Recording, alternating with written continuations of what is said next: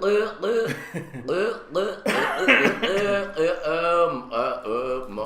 my God, it's an earthquake. Oh, We're having an earthquake. oh my We goodness. got an earthquake. Oh no. Oh no. Oh no. Ed farted. Oh, you all right there? Good morning. Good morning, everyone. Good morning, everyone in Macon, Georgia, Middle Georgia, and everyone else around the world through the World Wide Web. This is the morning roast for Tuesday, September 24, 2013. It's 8:04 a.m. Eastern Daylight Savings Time. You're here live from the Nut House with Irv, Ed, and yours truly here, DB, right now. Good morning, Rudy Ford. Good morning, Good Time Radio. Mm-hmm. Good to have a big crowd coming in. Yes. And sorry about the intro. It's about a slow start. It's like an old record, you know. Yeah, really, like when I was trying to start my car. It was a technical difficulty. Yeah. Yes. Oh well, at least you know we're here. That doesn't skip a beat. Yes. But anyway, what's the weather out like today, Derek? Well, at least for right now. Last time I checked. Good morning, Iraq Wildcat. At least from yours, it says 67 it's early degrees. today. Looks like it's supposedly 67 degrees, but like. Hey, y'all. By the way, you're right. There is this commercial. There's a couple of commercials out where the woman in the commercial looks like she's related to you. Do you have a sister somewhere that we don't know about? What's the commercial about? I'm trying to remember. One of them is it has to do with Cox Cable. One of them. One of them, I think it has to do with some kind of a vitamin that they're taking. Anyway. Well, okay. Anyway, every time I have two sisters. Okay. Every time I see her, I'm like, oh, I think of you, Yerek. And you know, on Cox Cable, they repeat their commercials like beyond what you want to see. You mean like 3 times an hour or something like that? Dude, you know that commercial, the one that the slow internet with the Indian guy and the fat guy and the guy that I don't know how many times I've seen that commercial. It drives me crazy. And then the other one where they're all in the living room and they make a joke. The mother sounds like Pee Wee Herman and. Oh, you're talking about Cox Cable? She's like when they playing fantasy football. That one. Yeah. Yeah, and they all laugh, and I'm like, why are they laughing? It's not even that funny. Yeah. And then the other guy with the rubber hand, and he goes up to the black guy and rings his bell. If somebody rang the bell like he did, I would have kicked his ass with that hand. Yeah. Kicked his ass with that hand. What do you think of that one? Anyway, yeah. Well, it's 60. Yeah, it was 67 degrees outside. Very, very cloudy. Definitely gonna get some rain today. High of 78 degrees. Definitely, it is raining. It was raining. Oh, okay. Yeah, it was raining. It's gonna continue to rain. Yeah. Well, it's gonna rain some more. Yeah, we know. With a high of 78 and a low of 68. Yesterday. 66, excuse me. High of 78, low of 66 degrees. So we're getting 70-something degree weather. Yeah, you ever notice they always get it right when they say percentage? Well, they have satellites. Because that's a percentage. Yeah. You don't know where that percentage is going to be. Yeah. Yeah. It's the only job you can have and be wrong most of the time and still keep your job. Oh, yeah. Anyway, you're right. Yes, there are really stupid commercials out. There are too many stupid commercials out. That's why I don't watch TV. Very annoying. Yeah. You know, you're sitting and you're watching a great program. They break into a commercial. And the commercial is the same one that they played in the last break. One call, that's all. Yeah, one call, that's all. Do yourself a favor and listen to me to 768 Thanks, MIKE. Lester. Mike Thanks, Costello.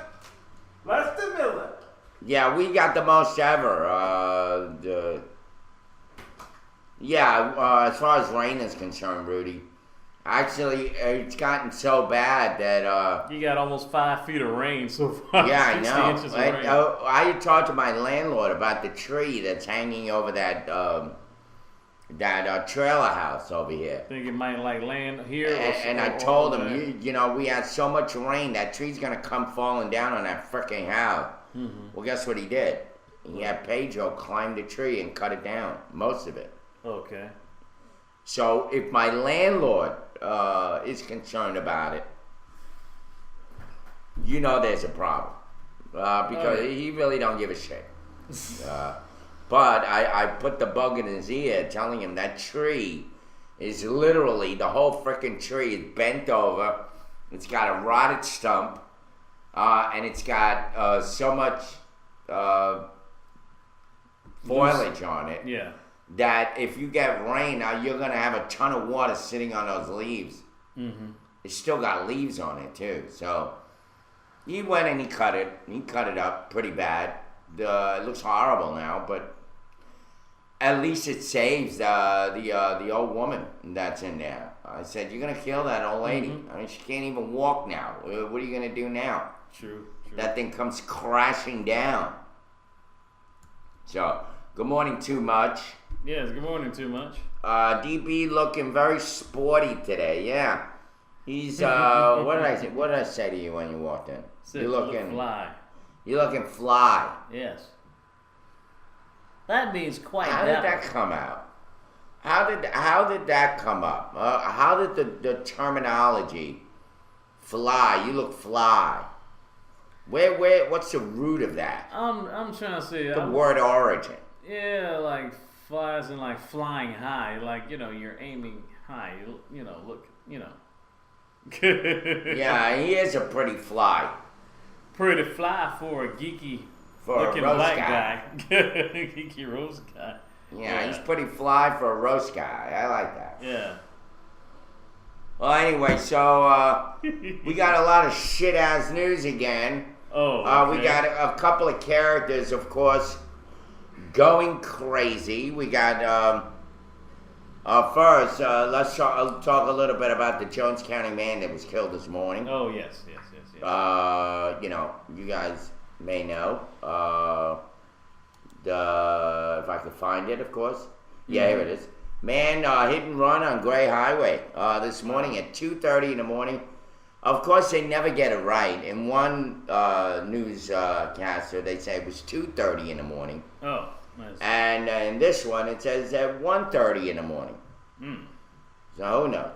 But anyway, Macon, Georgia, Bibb County Coroner Leon Jones tells 41 NBC, 25-year-old, very young, Daniel Mohammed, was walking home from his job at a local hospital when he was struck and killed.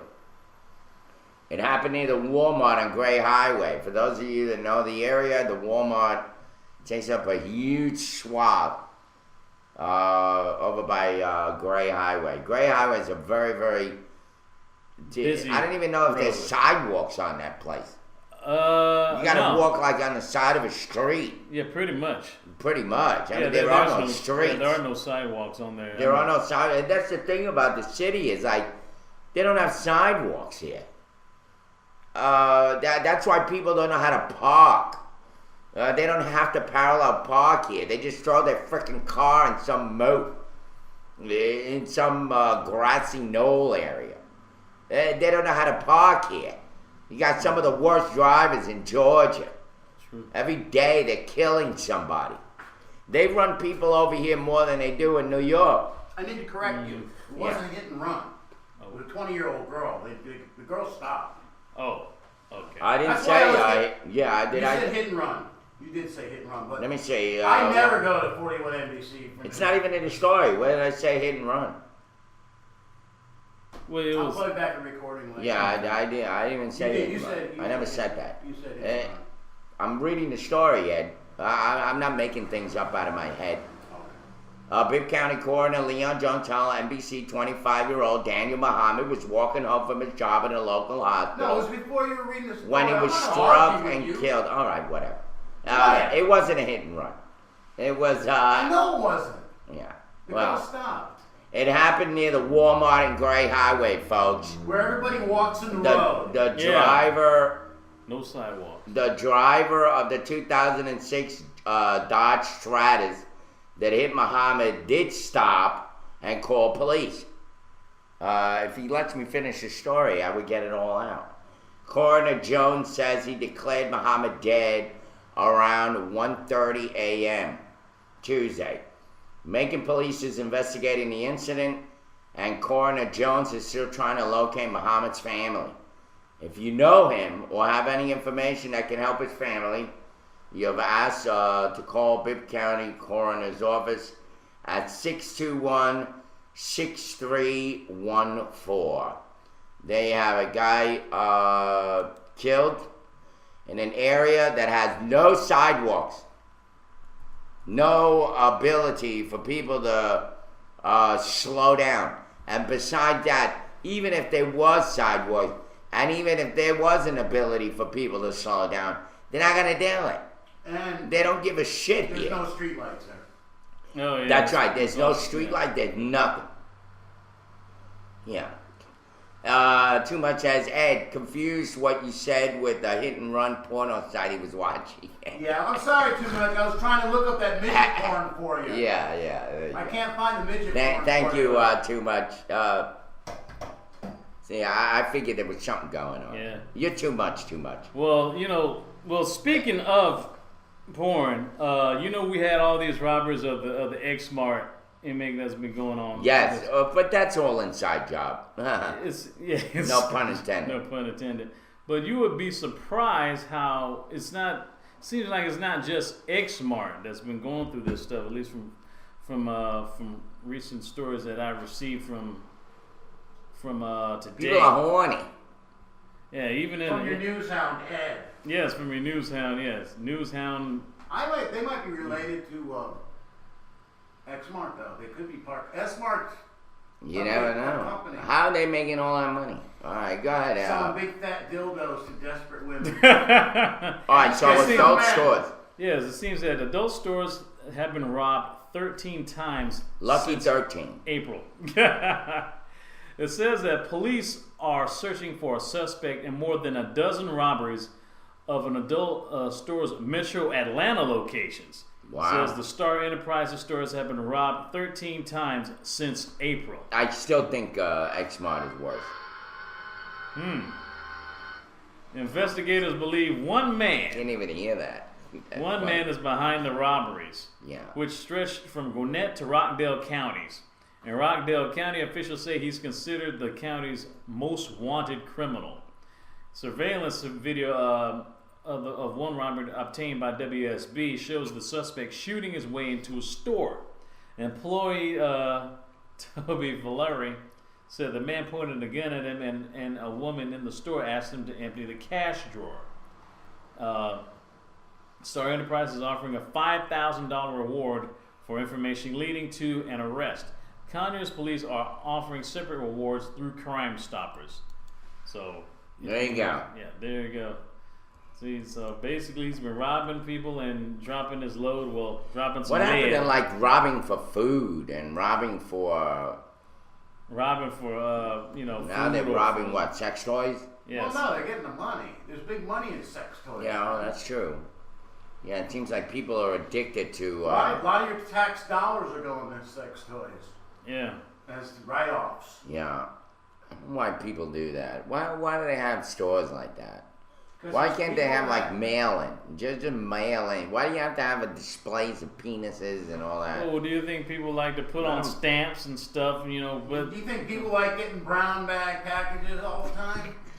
Well, people think you're from you're getting like third world countries or something. We covered the story. People having sex in a shed in the fucking Home Depot. Oh, that's true. Mm-hmm. And goats. What was the other one, Ed, that we had? We had just hammering and nailing the Home Depot. husband and wife having sex with the dog, and it's horrible. I know. This world is not my own. I'm just a passing through. Heaven not my home, then Lord, what will I do? Mm-hmm. Terrible place. Terrible place. Georgia seems like they like to rob these stores, right? In Georgia, it seems that way. people are so horny here. Nothing else to do. There are no jobs. Yeah. You got a bunch of hard-ons that are in charge, and triple X-rated dumpsters. yeah. Yeah, that's got to be messed up. Yeah, dildo stamps instead of food stamps. Yeah, that's really messed up. Yeah, they're like whacking it off all day, yeah. Speaking of whack off, Eric Erickson, that fat fuck from Fox News. Oh. What a prick. This guy is the biggest freaking meathead. Yeah, Erickson. Go ahead, put me on Fox. Make me famous, scumbag. This guy is the biggest piece of shit that Macon has produced. Besides all the other hobos that are walking around, all these Mr. Turds like on South Park. Remember Park, yeah. Mr. Winky or Twinkie, whatever the name was? Mr. Hanky. Hanky, yeah. Yeah. This is definitely a Mr. Hanky guy. All he does is he rears his ugly, fat, juggler mongoloid head to make waves on. I mean, this scumbag is never even here. He's always in Atlanta on that CNN, rather on Fox. And he comes out on CNN as well, giving his piece of shit opinion, like anybody really cares about his opinion. Well, this asshole is talking about scaring all the white voters. He wrote this story as an opinion piece. And, of course, Jack Ellis, as always, is going crazy over it. Yeah. And so he says, can we be honest with ourselves? Yes, we can, but you can't, you fat slob. You piece of shit, you. Mm-hmm. You can't be honest. You're going around proselytizing all this hate between blacks and whites, and then you sit there saying that they're the ones that are doing it. Stupid ass. Mm-hmm. You don't think we see you coming, you big fat slob? They say, well, you people always use the drop that race card. You can't have a poker hand with one card. I'm just saying. Just letting you know. And big freaking deal. Like nobody's noticed it. We've been saying that from the day that we started this show over a year ago. And if you remember, I used to go off on Anthony when he goes, oh, it's not all about race. Yes, it is. I don't give a shit what you say. Everything's about race here. So this is no big deal, you fat, stupid ass, moron, Erickson, with 3 Ks. You know, and I went off on Elaine Lucas. Because Elaine Lucas, I can't stand this guy. Now I see why. You know, this guy, first of all, he talks on television, he doesn't even move his head. Who the hell? He sits there like Jabba the Hutt, with his big freaking fat mouth, spewing out shit. Yeah, exactly. That's all he does. Getting paid for what? To be a commentator. You scumbag. You got guys like Chris Horn that are really good at what they do. And they have this fat scumbag writing stories in the Telegraph. One of the biggest racist papers right here, ladies and gentlemen. God help you if you have even a tan. They'll consider you black and not good enough to be on their paper. Then he talks about, he says, we try to move past it often, but we often fail. Yeah, because of fat slobs like you bringing it up, you stupid ass. Can't stand this guy. But we often fail. Some just can't move on. Others move too quickly. The precincts were in C. Jack Ellis, Sam Hart, Charlie Bishop, and Robert Rickett picked up votes where it was predictable. Yeah, no shit, Sherlock. We all knew that. Any moron in the city would have known that. You're not telling us anything new. You're not giving us new insight, you fat slob. You're not giving us anything. And it says, Ellis and Hart got strong support from predominantly black precincts. Rickett and Bishop from white precincts. Looking at the precinct turnout in the vote, Hart and Rickett did a far better job reaching across the racial divide than either Ellis or Bishop. Oh, really? hard, really across the racial divide? No blacks voted for him. So what racial divide did he cross? I gotta give you a little inside information here. Yeah, go ahead. Okay. Telegraph is going to back Rieger. Mm-hmm. They're going to do anything they could to endorse Rieger. Because there's a deal going on to buy the old Telegraph building. Yeah. Mm-hmm. Okay? So anything that Telegraph puts out, I ain't going to read it. Yeah, well, they can't even it's all spell right. bullshit, and it's all bias. Yeah. They can't even spell right It's not on that on paper. How many typos do I find in a Telegraph paper? All the time. Then he starts to bring up Charlie E. and Kenny B. You remember those two? Those two guys? Yes. Anyway, he said Hart's campaign was anemic. Okay, I'll give you that. It was He anemic, didn't do a damn thing. to say the least. But he was able to find support across the county. Where? I want to know where. How many points did he get? He was like number 5. Bishop made little headway in East Macon. Ellis showed strong in the areas of high black population. Yeah, the high. But not so Urban much in population, precincts yeah. outside the city limits. Well, wait. Let's see. We're in Macon, Georgia. High black population. Isn't that... What? It's 80% African American here. Thank you. Like What Washington, point D.C. is he freaking making? And not only that, the story is skewed and not correct because, like Ed said, you've got, 80% black people here, right? Mm-hmm. And Ellis got a respectable enough amount of votes that there is a runoff. So how did he just get all black votes? No, he got some white voters too. But look, I like that part where they were saying, there are at least 160 voters in North Macon who woke up Wednesday scratching their heads, realizing they forgot to go vote. Yeah, well, They will this time because, Rieger does not scare black voters the way that Ellis scare white voters. bullshit. Hi, I'm Jack Ellis. I'm running for mayor. Again? Yeah. All right, I got the video of Ellis. Do you? Yes. All right, let's get Ellis up.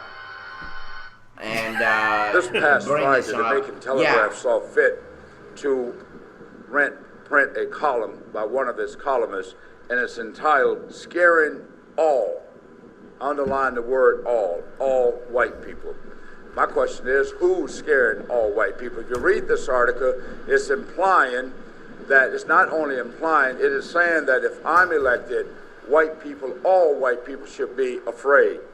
I call upon Mayor Rickett and I call upon the chairman of the commission to denounce this type of behavior or this type of racially divisive statements.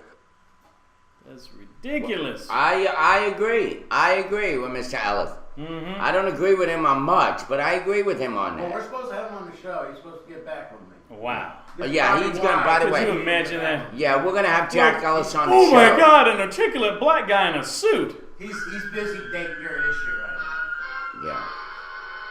Anyway, Jack Ellis did confirm he will be on our show. We're gonna sit down and talk with him. Mm-hmm. We've had him on the show before, if you Yes. remember. Mm-hmm. So he's been with us. He's good. He's a good humanitarian friend, He's open and honest. and at least he's open and honest. Now, this thing about Rickett not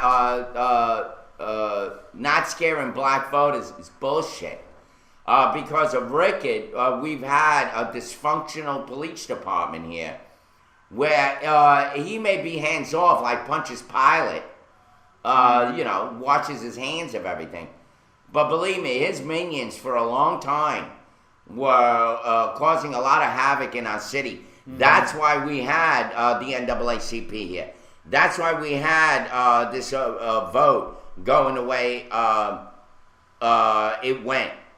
People are afraid of Robert Rickett becoming mayor again, not because of anything, even though now he's not in charge of the police department, nor will he be.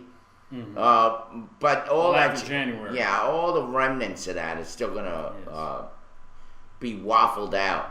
Yeah, it's even Yeah. strange, especially Waffling now that around. Mr. Lightfoot, he mentioned on the Facebook page that it's been 9 months since the shooting at the Junebug. Yeah, we've had the death of Junebug here. We had that whole uproar going on, and they have the nerve to say that Rickett, that Ellis scares whites, and that Rickett doesn't scare blacks. Now, why would you bring this up to begin with, you fat slob, Mr. Erickson? Which, by the way, where are your black friends? It seems like you're a white ass kisser. Yeah, you don't have any black friends. Did you ever ask anybody? But he's gonna say, yeah, well, I know the white voters are scared because I'm white, and that's all I talk to. I know my beatnik friends.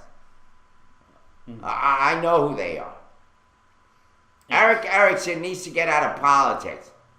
Go flip some burgers somewhere. Go play with your Fox crew over there. Go deal with Hasselback. Yeah. Yeah. Well, speaking of flipping Stupid burgers and restaurants, there's an update. This is from Jennifer Moulet from WMAZ. Says a manager at the SNS cafeteria in Riverside Drive in Macon was shot in the neck this past Friday night during the weekend. But his condition is now stable. He's in stable condition now. That's according to General Manager Jerry Henderson. Henderson said video surveillance showed 3 masked and gloved men walking through the woods behind the restaurant and entering through the back door. Yeah, that's SNS. They serve great food. Yes, they do. You have to wait online forever, but you know. Yeah, my dad, when he was a teenager, used to work there. When he Really? Yeah.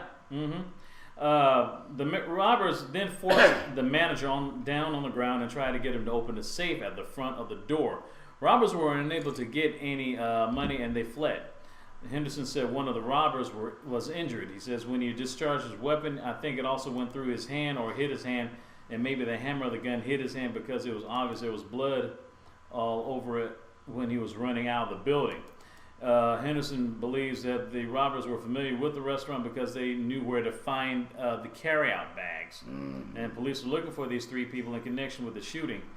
And if you have any information about them, particularly that the robbers were driving a 4-door black car, 4-door black sedan, if anyone has information, you can contact Crime Stoppers at 1-877-68-CRIME.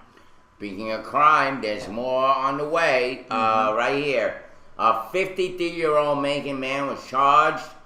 Initially, he was charged in 2012 for the rape of a 14-year-old girl. Pleaded guilty to 2 counts of child molestation on Monday and was sentenced to 18 years in prison. Herman Hiram Flowers of Villacrest Avenue also must serve 12 years on probation after his release from prison. So basically, he's got 24 years in the system he's got to put in. Flowers was indicted in April on 2 counts each of rape and aggravated child molestation and 1 count of statutory rape for sex acts involving a girl. He also was charged with a separate count of statutory rape stemming from an alleged he had sex with another girl under 16. And as part of his plea bargain, the rape and statutory cases will be dismissed. In July of 2012, Flowers is working as a handyman, performing odd jobs at a 14-year-old girl's house. Said the prosecutor. Flowers first made sexual comments to the girl, which she ignored, Dixon said. Then on 2 occasions, Flowers woke the girl early in the morning and she slept and forced her to have sex. The girl, now 15, didn't report the incident to her family. The second incident occurred a week or 2 after the first. The girl's mother walked in and saw Flowers having sex with her daughter during the second incident. Dixon said the mother went to get her husband, but by the time she returned, Flowers had left, leaving behind his shoes and false teeth. That's gross. Yeah, really. A sexual assault test for evidence was performed on the girl, and Flowers' DNA, that disgusting, was on her. Jeez Dixon Louise. said it's unclear how Flowers got into girl's house. There were no signs of forced entry. Son of a bitch working on the house probably unlocked the door and made his way into her door. Possibly, yeah. And then, yeah. That's why, I mean, let me ask you a question. Why would you hire a handyman to hang around your house all day? Oh, And no. as a 'Cause- parent, you yeah. have a 14-year-old girl, you have this stranger, weird-looking guy with no teeth working on your house. You know. Yeah, I mean, even Schneider, one day at a time, didn't stay all day and live with Ann Romano. And Schneider was a horny You know? guy. Oh yeah, hornier than a Yeah, mountain he goat. wanted to bang all those girls. One day at a time. Yeah, and not exactly in that order. One day at a time. But I Anyway, digress. Good Time Radio and the shootings will continue. Welcome to Rome 213. Yeah. Anyway, there you have it. We have rapes, we have runovers, we have sex shops being robbed. What can I say? Welcome to Macon, Georgia. Yeah. And of course, then you had a 100-mile police chase going on in Jones County, which is right around the corner here. When news reporter Sherry Walls, with Worth It to You, Ned, saw, why did they giving her a plug on this freaking thing? She's probably making money on this. Officials were working on Monday afternoon to stop the speeding driver in a pursuit that nearly 100 miles away from its start. But instead, it came right towards her. The driver being pursued pulled off the highway, bouncing through a pecan trees with a bunch of state troopers and other officers right behind him. The video, you can see one patrol car lose his back bumper as the suspect speeds through the orchard towards the house. Macon police started chasing this stolen car, but the driver escaped. State troopers then found him on I-75 in Houston County.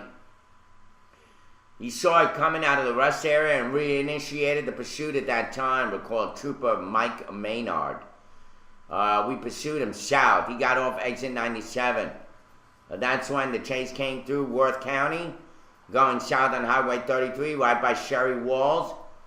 She kept recording as the driver sped out the Pecan Grove and started going north on the highway, with all those officers still chasing him. They put out stop sticks again and were able to stop the car. The tires deflated. He gave up the vehicle here in this particular location. He fled into the wooded area and was captured without incident. They use the word particular too many times in his story.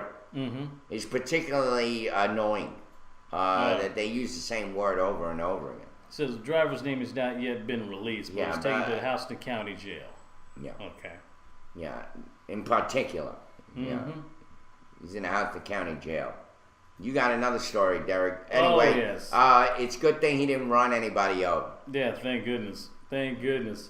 Well, you know, Mercer Law and it seemed to be really busy. I mean, with the football now and with the the Mercer Law with the Giddings case that that It's going money, on. baby. Yeah.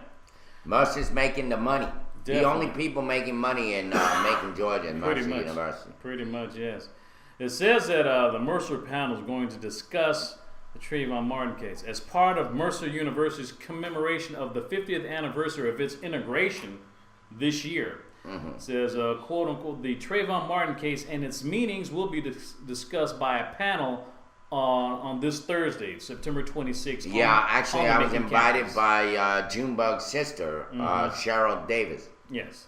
The discussion is sponsored by the Mercer Lyceum, which is organizing events this year under the theme Racial Justice in America. Where are they now? Walter F. George School of Law professors Tim Floyd and Terry McMurtry Chubb will sit on the panel, as will Distinguished University Professor of Christian Ethics Dr. David Gushee. University Minister and Dean of Chapel Dr. Craig McMahon will act as moderator. The panel will discuss the history, law, and ethics relevant to understanding the Trayvon Martin case, its outcome, and its moral implications. Each professor will speak for 12 minutes, followed by audience discussion. It says the killing of Trayvon Martin and summertime acquittal of George Zimmerman sparked a not very satisfying national argument about racism, criminal justice, gun rights / violence, and continuing national divisions across state racial lines, said Dr. Gushee. He adds that we hope to offer a model of civil conversation about these difficult issues in the Mercer University context, as we have done with other difficult issues in prior Lyceum events. The Macon Campus event will take place from 7 to 8:30 p.m. in the medical school auditorium. Well, isn't this funny? Because, and even Darlene from Florida, which I'm glad she's back. I know she's been sick, she said. Glad you're back, Darlene. She said the Hiccup girl got life in prison for helping out in a killing. And this man gets 15 years for having sex, a sex addict. Yes, that is the kind of justice that America has, unequal justice. I mean, just think about it. And here, going to this discussion with Trayvon Martin. How about the guy that only got 30 days? Because they thought the girl was old enough Oh, yeah. to Yeah, make the the judge, decision and all that bullshit? yeah. Yeah. Here's the thing, folks. Speaking on this story, along with Junebug that we just brought up, Yes. and the unequal justice that goes on here. Every time that a black, especially with Trayvon and with Junebug, I'll use those two as a prime example. That's a double stereo effect. They come up with these excuses why it was justified, why they had to kill him. With Junebug, it was he attacked the officer, he scratched him on the neck, whatever. Meanwhile, he was unarmed. We don't know what went on between them as far as whatever discussion went on. You have a police officer with a horrible record being allowed, and the mayor fired all these other people, but he wouldn't fire that scumbag, Sutton. It's the same thing here with Trayvon. You had this asshole, fat, piggo Zimmerman. Who has a worse record than Sutton. Yeah, exactly. I mean, who has a criminal record of assaulting a police officer. By the way, both of them have bad marriages. Yet somehow he's able to have a gun permit. Yeah, and both had bad marriages. Both had, look at Miss Piggy, his wife. If Ed's got that picture up, if you can bring that picture, I'm telling you, she looks like Miss Piggy. You'd be pissed off if you were married to Miss Piggy. Oh, yeah, she looks like Miss Piggy. Yeah, and he doesn't seem to be lying low. He's an arrogant, self-absorbed, megalomaniac What's his son wife of a got to bitch. do with it? Just because she looks like Miss Piggy, leave her out of it. What? She wants to divorce his ass. Yeah, she can't. Because I mean, she didn't pull the trigger. yeah, No, I mean, of course she you're right. does. Yeah, because she don't want to be associated with that guy because she probably won't be able. Yeah, 'cause she probably can't get. She probably can't get a job because it's like if she hires. Yeah, if she gets a job. No. When did you guys forget that she perjured herself and lied about money that supposedly didn't happen? She ain't no innocent shit. Of course, she's not an innocent chick. That's why. Why do you think she didn't pull the trigger? It doesn't matter. She lied. She perjured. She wanted money. It's all about money for her. She's a fat slob, just like Eric said.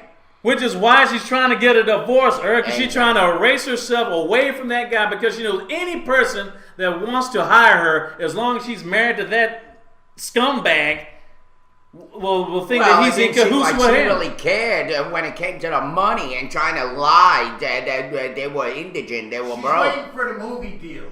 Yeah. But going back to this. The program at Mercer is going to be, or at least on the Macon campus, is going to be Thursday at September 26th at 7 p.m. And there's going to be another one the following up. Are you going to go to that? If I can get there, yeah. The following is going to be Tuesday, October the 1st, which is going to be at Mercer's Atlanta campus from noon to 1 p.m. At the trustees' dining room. The first students who get there will get a free lunch. So there you go. Oh, you know he's going.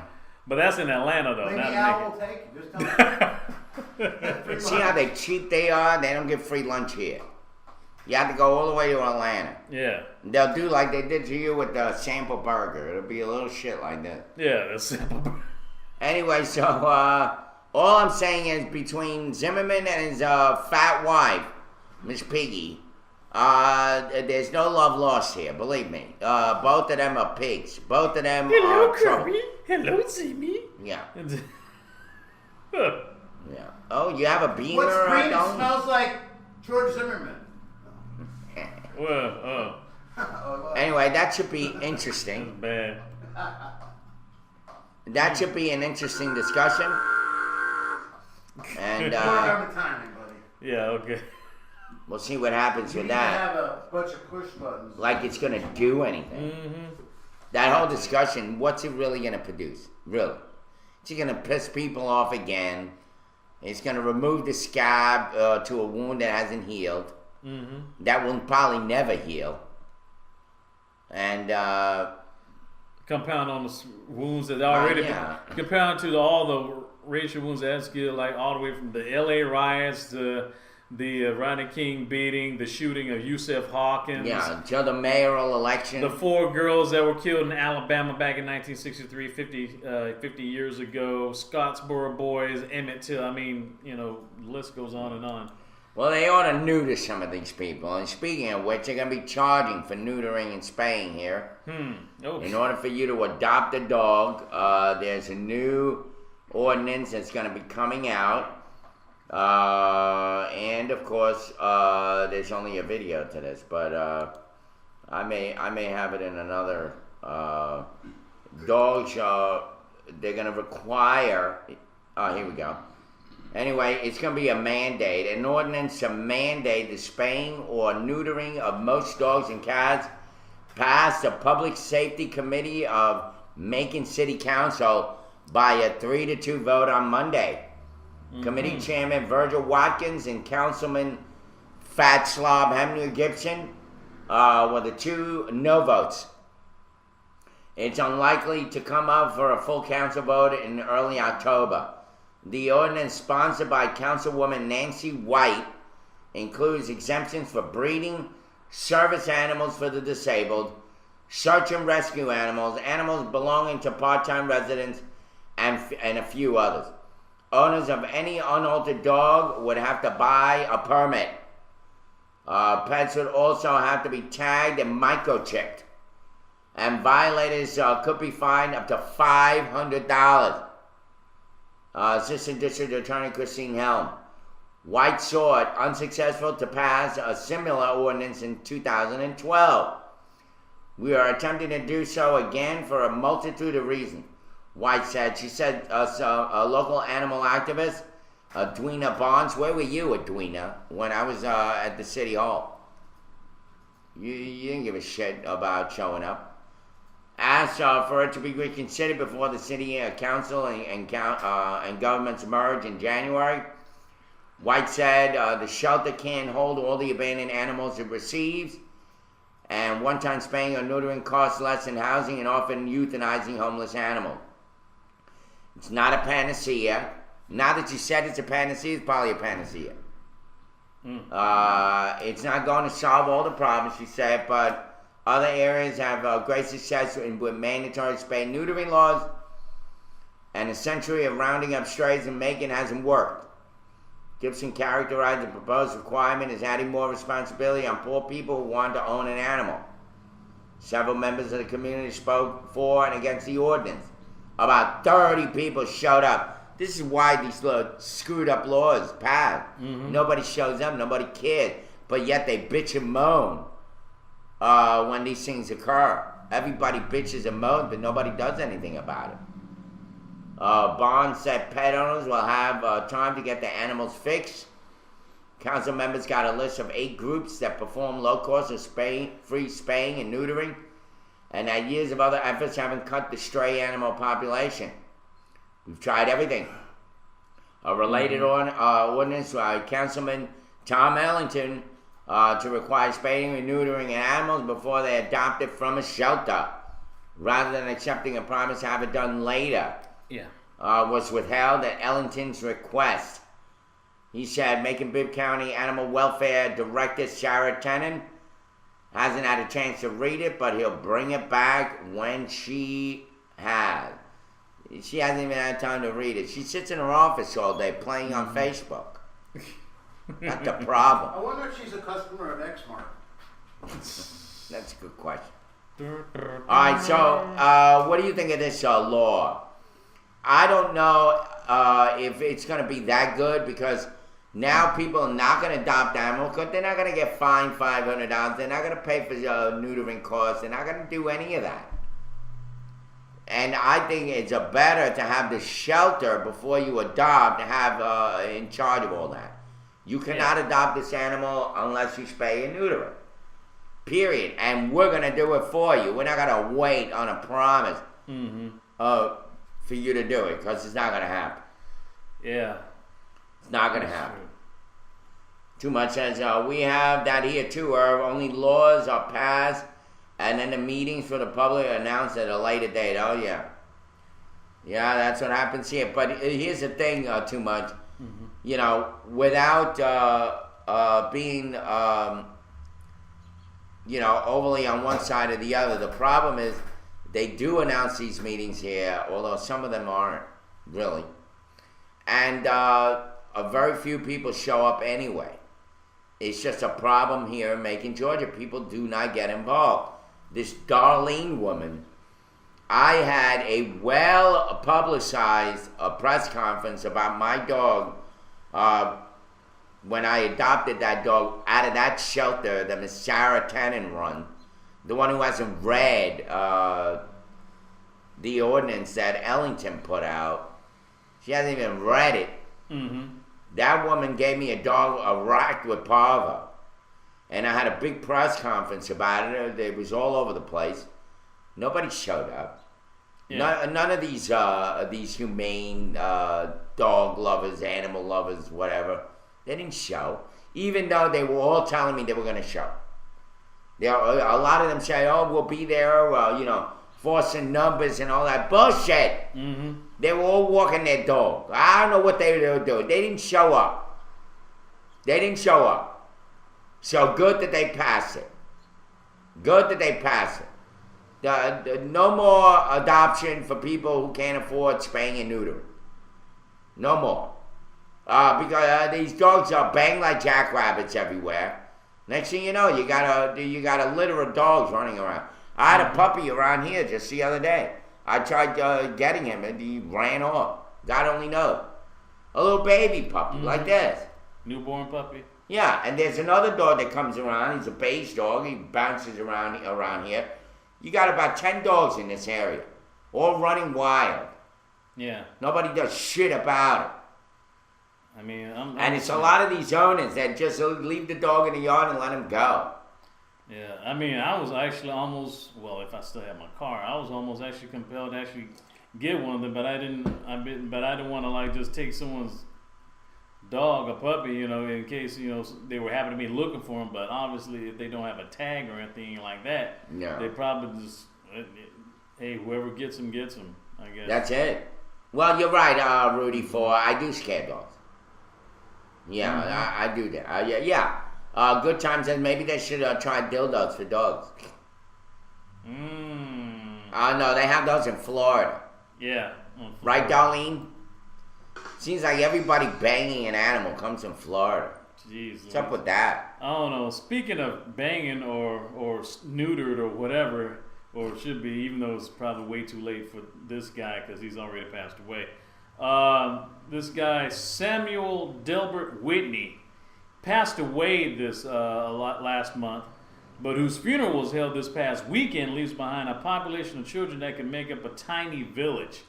54. This is our wing dang doodle of the day. Wow, another bad segue. Well, actually, this guy should have been neutered. How's that? Yeah. He should have been spayed or neutered. Samuel Whitney passed away but leaves behind 54 children.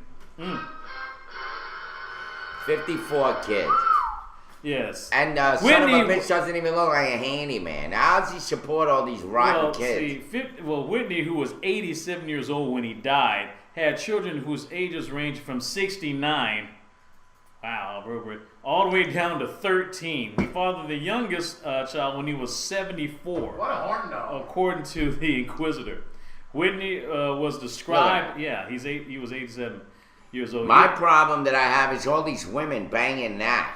Yeah, Whitney, That is horrible. you like the poor man's Hugh Hefner, I guess. Whitney was described by 3 of his daughters as someone who led a devil-may-care life. He operated a wrecking yard and moonlighting in more than a dozen social clubs throughout Phoenix. It says at one point, the man with the golden sperm actually lost count of the number of Golden sperm. children. Yeah, hey, I'm just telling the story. Lost count The of the number. little sperm that could. Yes, the number of children he had, and told one of his oldest, his stepdaughter Lexi Woods, that she had 41 siblings. In actuality, though, Lexi said the number of brothers and sisters her dad created was close to 53. It says Marilyn Whitney, another one of Whitney's daughters, told 3TV that her father was really family-oriented and described him as being colorful and possessing a lot of oomph. That's probably what happened when you He conceived. just had a lot of very He had a horny lot of women. oomph, all right. He had yeah. a lot of horny women around him. Yes. But, you know, he was like a magnet. Yes, Marilyn, Lexi, and Sandra Woods are the 3 eldest daughters of the Whitney family. They're all 69 years old. The women all decided to take on the arduous task of tracking down their siblings so that everyone could gather for their dad's memorial service. They began their search not only not truly knowing how many children he actually fathered, but were determined to seek them out by any means necessary. They flooded the South Phoenix area with posters containing information about their dad's memorial service. Now, you know, with that many kids, he's probably got a couple of rotten eggs in there. There you go. Oh, that looks so good, Ed. He's got a couple of rotten... I see that. All Look at 54, yes, all 54 I of get them. it. Fortunately for them, all 54 of them showed That up is at, a great picture. Look at yes, all 54 of them showed at Whitney's funeral to celebrate their father's life. it. Yeah, well, he had a lot of bacon and eggs for sure. Yes, he did. Yeah, unbelievable. Ed, you're amazing. Look at it. Bacon, Georgia. Yes, Oh, by the way, they do have a contest going on for the Macon Bib logo. We covered Yes. that yesterday. Yeah, Yerike. Yeah, we did cover it, but I don't know if Yerike heard it. Yerike, are you gonna submit a logo? Aren't you good with computers? I know he's good with computers. I'm not sure if he's good as a graphic artist, but you can play Rudy, eggs and I don't bacon. know. I don't know if he. Yeah. They didn't say that he owed child support. They said they were. I mean, they had his last name, so I'm quite sure he was married to at least one of his baby mamas, if he was married, because they seem to have his hold on to his last name. But 54, that's a lot of kids. I seriously doubt that they came from one woman, though. I mean, you know, I'm quite sure. I did, you know, that What if you had any bedroom. STDs? I They hope he would've changed the mentioned it. sheets. They would have. I mean, they would have known, and they probably would have had some defects, you know, some type of afflictions if they had, you know. You're at the logo for the new Bib Consolidated. Yeah, the new consolidated. By the way, they got this guy that looks like Danny Glover on a commercial now. Rings! I'm running for office, Rings! I'm kidding. And he's wearing a shirt that I used to own. I'm wondering if he picked it up at Goodwill. Yeah. I wanted the other one here, one that Danny Glover over here is like saying, hey, you ought to have, matter of fact, that should be a slogan. I'm the other one, or something like that. Or just have it at the end. It's like, man, I'm too young for this. I thought it was Danny Glover. I had to look, and then it was some other kid. That would be something, I'm just saying. Anyway, yeah, you should give it some thought there, Yurak. It'd be interesting to see if they, even if you make the run. Yeah. Yeah. Mm-hmm. Anyway, we got another story, yes? Oh, yes. This one, I guess some good news, I guess you might say, for those who are Allman Brothers fans, Greg Allman fans. And, Yeah. there's a rundown announced for the Allman Brothers Fest. It's called the Gabba Festival. Gabba Dabba Doo! The rundown for the 21st annual Gabba Fest 2013 presented by the Georgia Allman Band Association has been announced. The event's gonna be October 11th and 12th. That's a Friday and Saturday, which features shows at the 567 Center for Renewal in downtown Macon. Yeah. You know where that is? That's where next door to where Ant used to live. You know, near the 11th Hour building. A special jam with musicians belonging to GABA at the Big House, a tour of Macon's musical history and more. This year's GABA Fest celebrates the 21st anniversary of the Georgia Allman Brothers Band Association. Friday night's show is going to open up with the Peach Eaters, a band from Boston that promises an authentic Allman Brothers experience. Macon favors the Lefty Collins Band from Gadsden, Alabama, and the Barry Rickman Band from Atlanta will follow on Friday. And Saturday night will feature the first ever reunion of Boogie Chillin', a local band that opened for the Allman Brothers in their first Macon performance in 1969, who also opened for the Young Rascals, Joe Cocker, and Percy Sledge. And the headline is going to be Les Dudek, who recorded and toured with the Allman Brothers Band, the Steve Miller Band, Cher, Dave Mason, and Stevie Nicks. And Are there any of those names going to be here? No. Well, I don't know if they're going to make an appearance here on Morning Roast. I don't think so. But the weekend tickets for Friday, $45 Friday night only, and Saturday night only tickets are $25. Okay, let me just say this. Just recently, this past weekend on Sunday, they had this Indian festival at Okomoki Lake or River or whatever they call it. Yeah, they bust them all in. Right? And here's a funny thing though, Ed. Mm-hmm. They talked a little bit about not having money and had to divert, cutting hedges and grass and all that in order to have this event happen. Mm-hmm. Well, my question is, don't we have a brag jam raising $20 a pop? Supposedly, they're raising all this money and giving it to the Okomoki Trail, but yet they have no money and they have to break into a budget. What's really going on here, and who's really getting paid is my question. I mean, I thought that they must have raised, supposedly they had the biggest event ever. They raised all this money, and it's going to be donated to Okomoki Trail, and yet they're talking about having to divert some of the maintenance at the Okomoki National Park in order to have this Indian Fest come in. And now they're talking about another budget cut coming down the pike. I don't know what to say about that. Yurak, what do you think about that? You're one of the oldest residents here. Rudy voices American Indians are tax exempt, so where did that many went through? Very interesting. Yeah. Yeah, that's right. Too much. Here's some good news. We're still here. Okay. Yes. That's good news. We're still here. We haven't been hit by a meteor yet. Yeah, nobody died of cancer that I know of. Yeah. Just. Iran. So far away? No, Iran's making fucking sarin gas. Huh. Wow. Something crazy. Who didn't know that? Those mullahs are in the business of trying to poison their people. Mm-hmm. That's what they're good at. Yes. They're good at hopefully no one will do poisoning that people. anytime right here. You see what that shit did to people? Yeah. They fucking, their eyes over there, you see where it burned their fucking eyeballs. Yeah, I mean, it's some deadly stuff. Yeah, well, that's it. Yeah, too much. Tomato Camembert. Well, anyway, the tickets, like I said, the tickets for the GABA Fest weekend tickets for Friday and Saturday both are like $45. If you're gonna go And Friday where's that night, going to go for? Well, where's that money going? You're paying $45. I know for the weekend. bands aren't. Now for Friday night only, Saturday night only. If you're going one of the 2 days, it's gonna be $25, but both days $45. They don't say. I mean, you gotta keep the place open. I mean, you gotta have. yeah. You got expenses, dude. Everything's free. Yeah. You gotta have people to help maintain the order and. Yeah, I got the. Yeah, I guess that house. There you have it. We have our first break. Yes, and I sent the link of those who wants to go to the GABA Fest. Go and check that out. That's gonna be next month.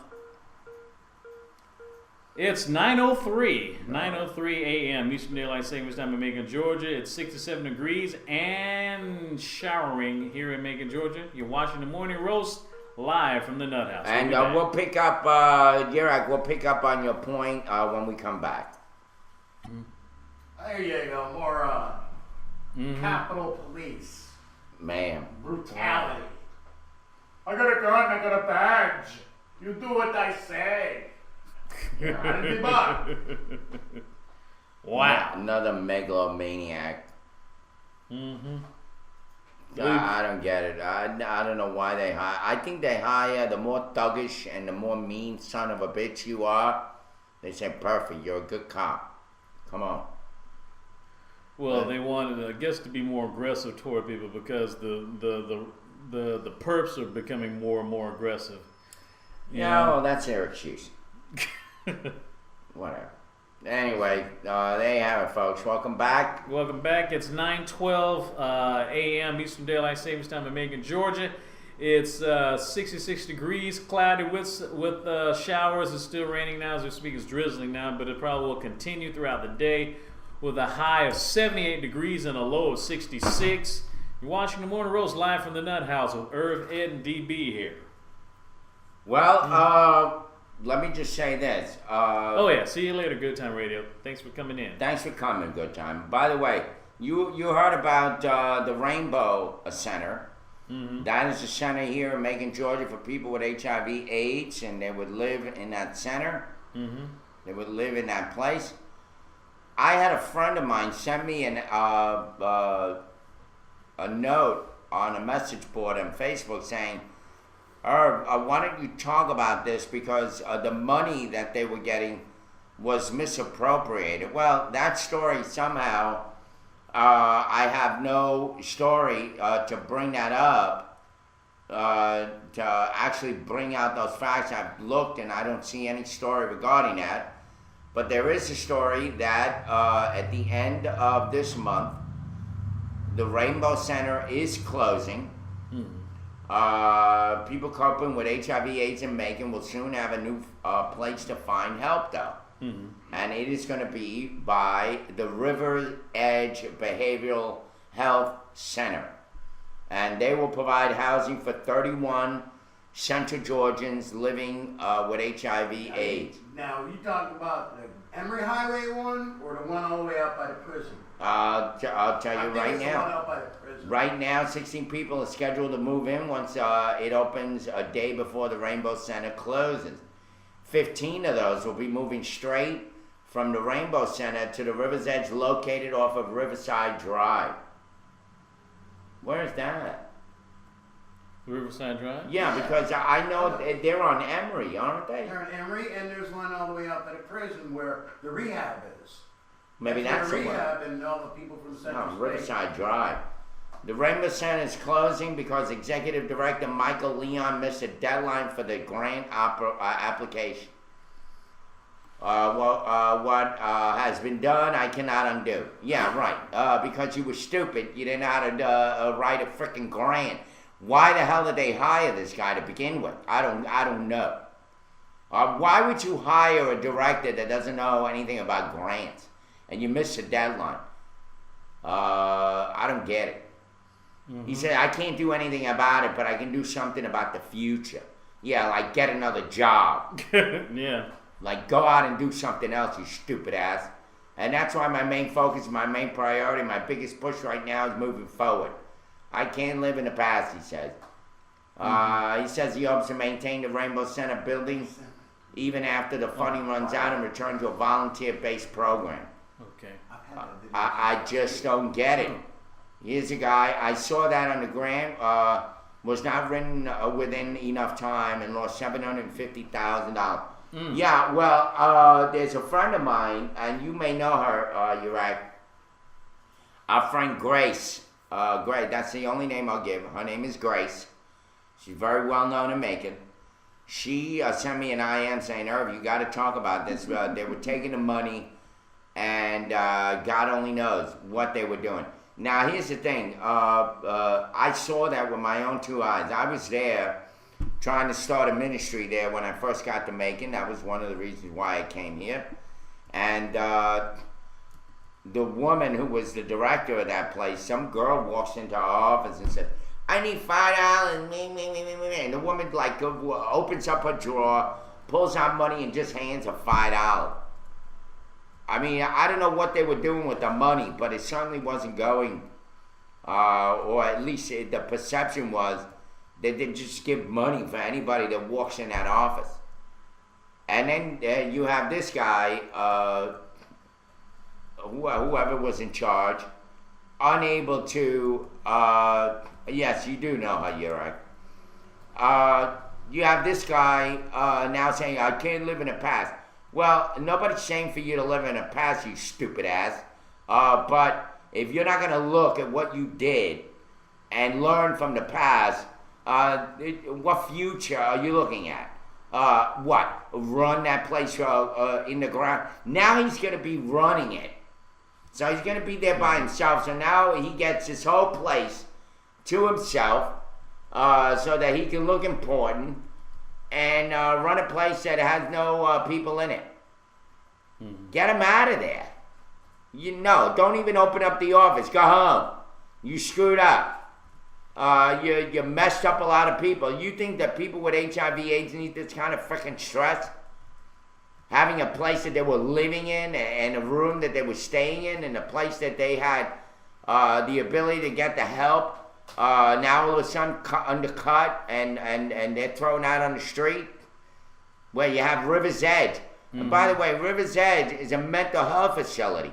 So now they got to live not only with the stigma of being HIV/AIDS positive, but on top of that, they're all a bunch of nutcases. I mean, this is just disgraceful. And then the guy that started this, Mr. Sambo, whatever his name is. Fambro. Yeah, Fambro. He shows up and says, oh, in his wheelchair. Oh, if I had known, I would have done something about it. How did these people become in charge?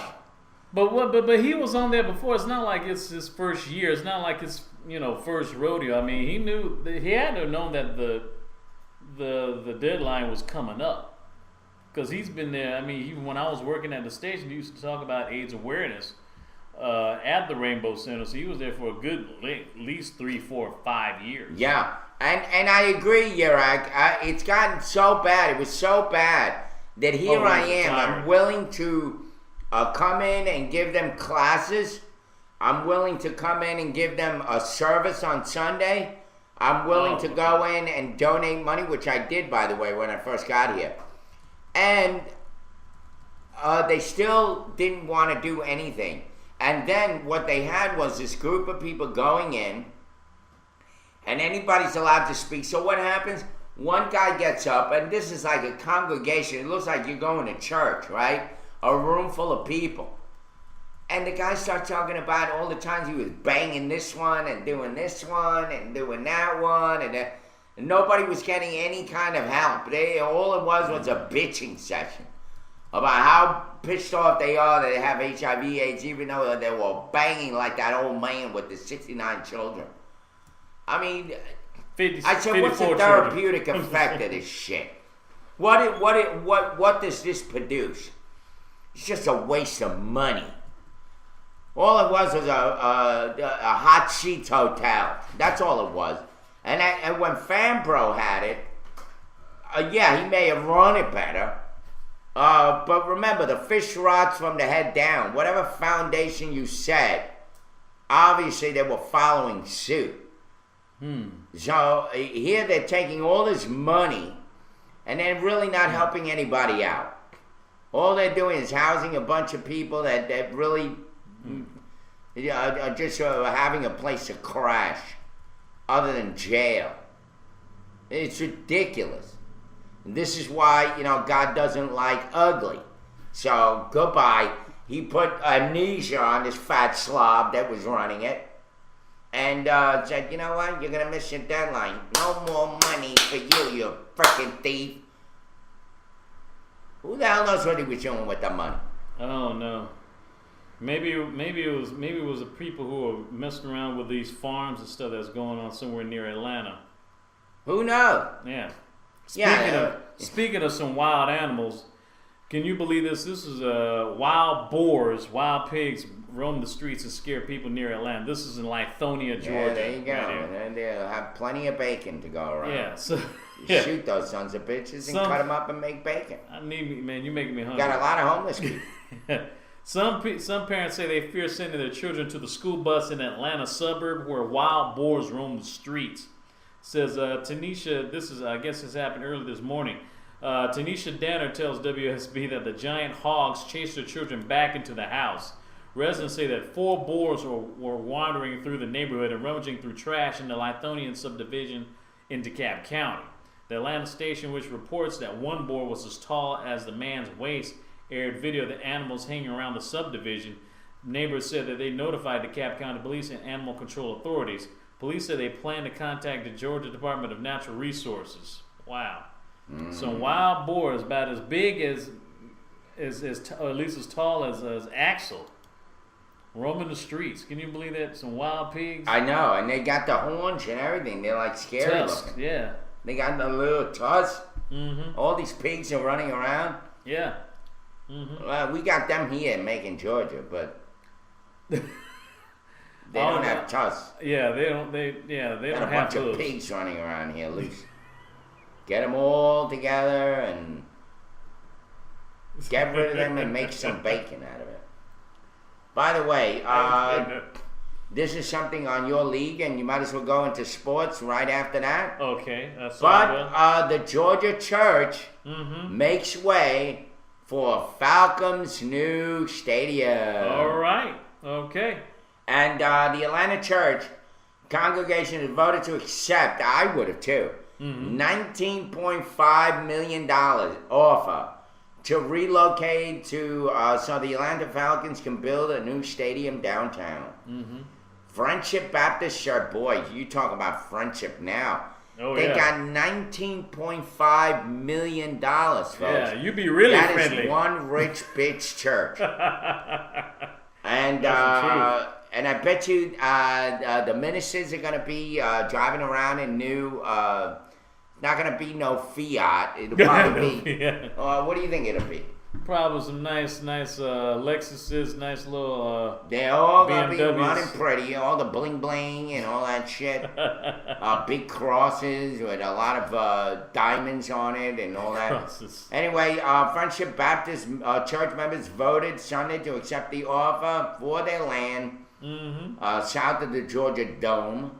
Chairman of the church's board of trustees, Lloyd Hank, told the Atlanta Journal-Constitution the deal will help the church provide a greater level of service and stay within the community.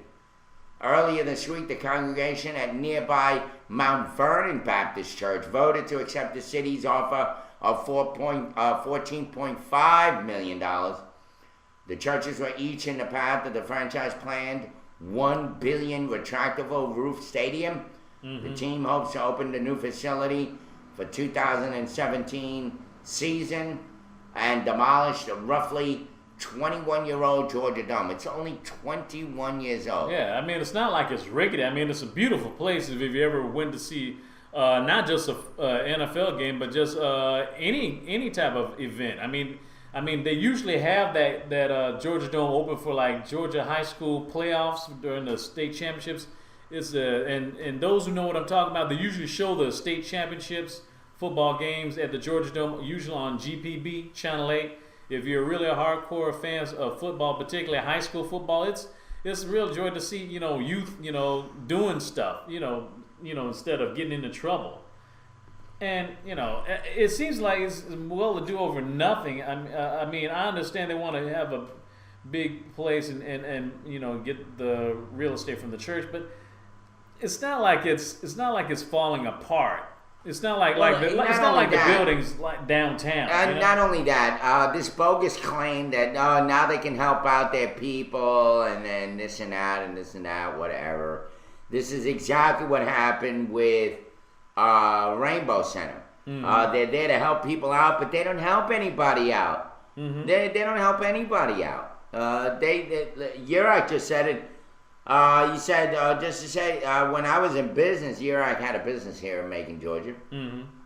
He helped him out in a couple of different ways, and even now he would not support it, Right. because they were not worthy of it. It's the same thing here with this Friendship Baptist Church and Mount Vernon Baptist Church. All these churches are making a shitload of money. People are still walking around aimless.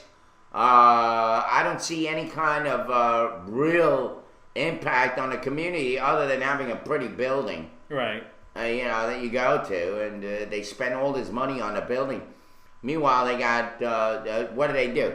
They do a food bank once a week. Right. They feed homeless people, which biblically is almost like enabling people. I don't know if that's a good idea. And, to me, it's ridiculous. It's all ridiculous. And then, on top of that, you have a stadium that's only 21 years old. Yeah. I Like- mean, they built it just for the '96 Olympic Games, which was a good thing. But I mean, I wonder why they don't want to renew the stadium that the dome that they already It's all have. about jobs. They're trying to make more money, more money, more money. It's all about the money, folks. And where in the state of Georgia or whomever, the Falcons or whatever organization is paying this money out, where they get all this money is beyond me. There's all this money floating around, and yet we got so much poverty here in Georgia. We have so much joblessness here in Georgia.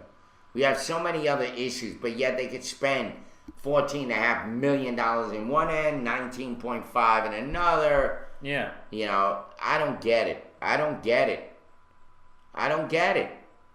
You get it? I don't get it at all. If we tax churches, there would be no deficit. Let me tell you something, Rudy. If we tax the churches just here in Macon, Georgia, we make a shitload of money. These monolith, gigantic, catastrophic cathedrals that take up some of the best real estate in Macon, Georgia, don't pay shit. This is why the city's so broke. You got too many damn churches everywhere. Yeah, there are like five just in I wouldn't say maybe on Anthony Road alone. Just in Anthony Road alone, there are like at least four or five churches within a half-mile radius. And the irony is, two of them are across the street from each across other. the street from each other. Like the Twix commercials, like one on the left side, one on the right side and stuff. It's like Well, go to downtown Macon. You have the Catholic Church, you have the other Episcopalian Church, you got the other little church over there, you got the other one down further. and then you even have a synagogue. And they even have a synagogue. All within what, like 3 blocks of each other? Yeah. 2 blocks, not even? Yeah, about And they 2-3 take blocks. up most of the best real estate there. Like that Catholic Church is gigantic. Yeah. Smack in the middle of downtown Macon, Georgia. It's a Co-Patriot, whatever, Co-Church next door. Almost the same size, gigantic, catastrophic building. Now they even bought more land and they're building something down on Washington Street. They're building another building. They just take over. It's between them and Mercer. Yeah. Mercer University buys up every hole that there's, that somebody digs up. They buy out all these homes, and instead of demolishing them, they spend all this money to pick them up and move them somewhere else. And all this money wasted everywhere. Money everywhere. And yet they bitch and moan about people getting food stamps. Yeah. People that are starving and not able to eat. That's why there's so many robberies. They're robbing dildo stores. That's how desperate they are. Yeah, that They is. said, screw it. They look for anything that makes money. Okay, what makes money? A sex shop. I know they're going to make money in this climate of mayhem. It says Mac Wartown says old money too. Yeah, it's old money. Absolutely. All those pink-haired ladies. And, if you notice something, all that old money is mostly the old women that have it. Yeah, because they outlived the men. They the outlived husbands, the yeah. men. Yeah. Yeah. The men like to bet. The women love to spend on their hair, and then they spend all freaking day in some salon. It's ridiculous.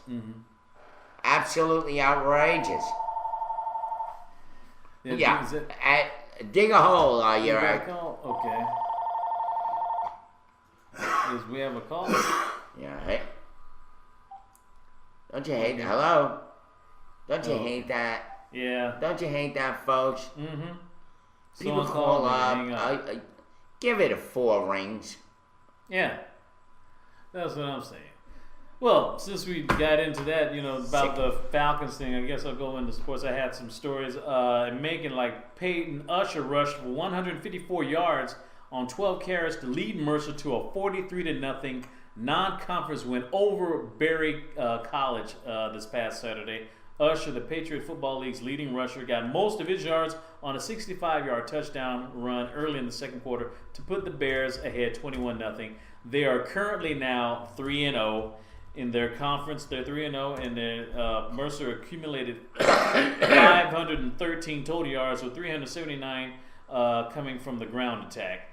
And they're 3-0 right now, which is very good considering that this is the first time they had football in 72 years.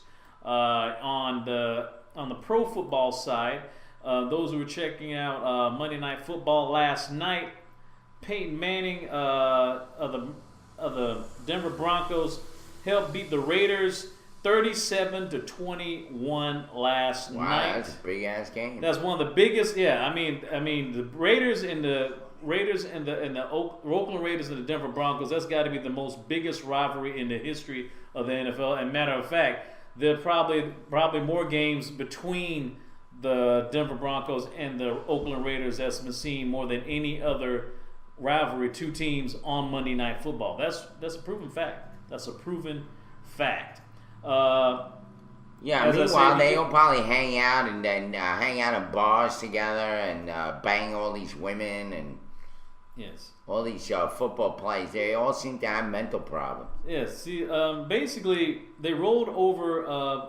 The Broncos rolled over the Oakland Raiders 37-21 last night, Monday night. Denver's 127 points lead the league and are 31 more than second Rudy place. says it was a Green Bay. horrible game. Oh yeah, it was a horrible game. It was practically. It was practically a blowout. It was a blowout. I mean, the Raiders did. I mean, they were like around 5 minutes left in the game. They were at 37-14. They just managed to get one more touchdown before the game ended. Manning went for 32 for 37 completions, passed 374 yards, and put his name in the record books and a few more times while outwitting the overmatched Raiders, who are now 1-2. And Manning's 12 touchdown passes so far this year, are one more than Tom Brady's old record for the first 3 games set in 2011. Manning still has yet to throw an interception so far this season, which matches a record held by Michael Vick, who also threw 12 touchdowns for his first interception back in 2010. And like I said, he's third. Manning became the third quarterback in NFL history to pass more than 60,000 career yards. Wow. The third one, the first 2 basically were Dan Marino of the Miami Dolphins and Brett Favre, formerly of the Green Bay Packers. Mac Warchon says Denver best team in the NFL. ATM. Yeah, I guess they had the money. I guess for I had a good time in the showers. it. Possibly. Yeah, after that frustration. At the moment. Oh, Okay. at the moment. Yeah, it seems to be. I wonder what these guys do after they lose a game. Do they go in the showers and slap each other in the ass? And You don't want to slap nobody if you lose a game. believe me, half of these You just wanna go NFL home. stars, they're all down low guys. Are you kidding Because he me? fell asleep. You got somebody wanting you all the time. All these football How do you know players, they're they're wanting all, you? all these football players, they have their girls with the long fingernails this big and all the makeup and all the bling bling and all the money in the cars and all that. Don't tell me that some of these guys, they get so horned up that they say, you know what, let me try another guy. Let me try. Obviously, you haven't heard that. You don't remember the old saying. Hold on. They run around a field Yeah. chasing a fucking balls all Yeah, the time. there you go. Patting each other on the ass. And with these big fat asses and very tight pants. Because it's called After padding. a They want while, to break their yeah. freaking leg. I think you woke horny boy up. Yeah, there you go, horny boy. Welcome, Obviously, horny someone boy. Am I right, horny boy? Let me tell you, all these football players, they all play like they're, homophobic. Meanwhile, they go behind the closed doors and they probably bang each other. They probably feel each other up in the showers and soap each other. What about the hockey players? They're the same type. They got a whole bunch of face masks and helmets on and pads. They're just on ice. Yeah, but they don't walk around with big fat asses. Or they wear these baggy clothes because they got pads. They're on the freaking ice. Yeah. They're on ice, man. Yeah, well. Bust your leg. Yeah, well, they're on ice. There's your answer. It's too cold. Their penises are this big from all that cold ice. So how they gonna be able to take a shower and trying to get love from each other? All I'm saying is football players, their pants are too tight. They walk around slapping each other in the ass. You got all these guys with mental issues. They love carrying guns. And they have a lot of women around them. I am sure. Well, to the victors goes the spoils. I am sure, as a fly on a wall, and these guys are banging each other left and right there. Jeez. That's it. Well. Yeah, what the hell? I do. The views Am I right, of ladies? Harvey Martinez did not necessarily reflect. I could be right. Aaron Einleiter and Derek Barrett. Thank you for the disclaimer. Pat the butt, throw the head, do some fairy dance in the end zone. Exactly. They're just, I don't know. I just say, all these football players, they're all like, oh, these heroes and this and that. And there are a few. It's not all around. Yeah. But let me tell you something. When you are oversexed, after a while, it's like an addiction. You'll try anything. It's just like Does that mean are we addicted to oxygen or something like that? We breathe. Well, you need oxygen. I'm just Yeah, saying. brain damage. They have brain damage. Brain damage. Right down here. They give each other brains. Are you kidding me? You're going to fool me. Tell me that there ain't no gay football players. There's gay wrestlers. I never said that there Look weren't. at what happened with the gay wrestlers. I mean, how would you feel after a while? You have a crotch in your face all the time, trying to hold a guy down, feeling each other up on the floor. I mean, you're not going to tell me that these guys don't think about it. Well, that's like saying, maybe the beauty pageants contestants are gay because they're wearing swimsuit outfits and stuff. Bathing suits. 10%, no doubt. Thank you. I'll say that. Think about it, folks. Men especially are oversexed. We're living in a sexual society. We're living not in a all place that men is are all oversexed. about sex. Just only 20% of the Don't population. tell me that these geniuses all of a sudden figured out a way of just wiping that out of their minds when they're on the field. Bullshit. They're thinking about it all the time. And maybe that's they're what thinking about it all gives the them time because they energy. know more money, more food, more women. Duh, of course.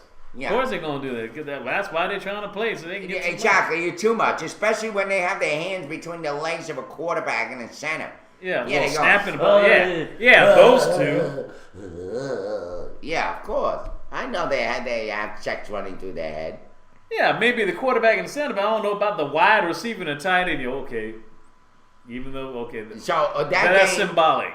between the Raiders and the who else was The it? Broncos. Yeah, I believe a name like Bronco. The Raiders, Bucking Broncos. The Okay. Bucking. Do you think that it was a game based on the fact that their libidos were down and they were not getting horny enough over the other guy, and maybe that's why they lost? You never know, folks. Just never know. Looking too much in these. I don't know what you've been putting in your coffee, man, but anyway. you need to cut down. You need to cut down I on love that these caffeine. emotion cards. You guys make me laugh with these Jeez. emotion cards. Oh, Look at too my much goodness. his little expression with his beady eyes there. Yeah, Exactly. it's like, what in the world? Yeah, it looks like okay. That's the expression of the guy in the shower. Yeah. All Okay. characters appearing on this work are fictitious. Any resemblance to a real person living or dead is purely coincidence. Thank you. Thank you for the. Anyway, go back to sports. Sorry, That was okay. fun. I do have one. I declare story. all football men gay. Period. Yes.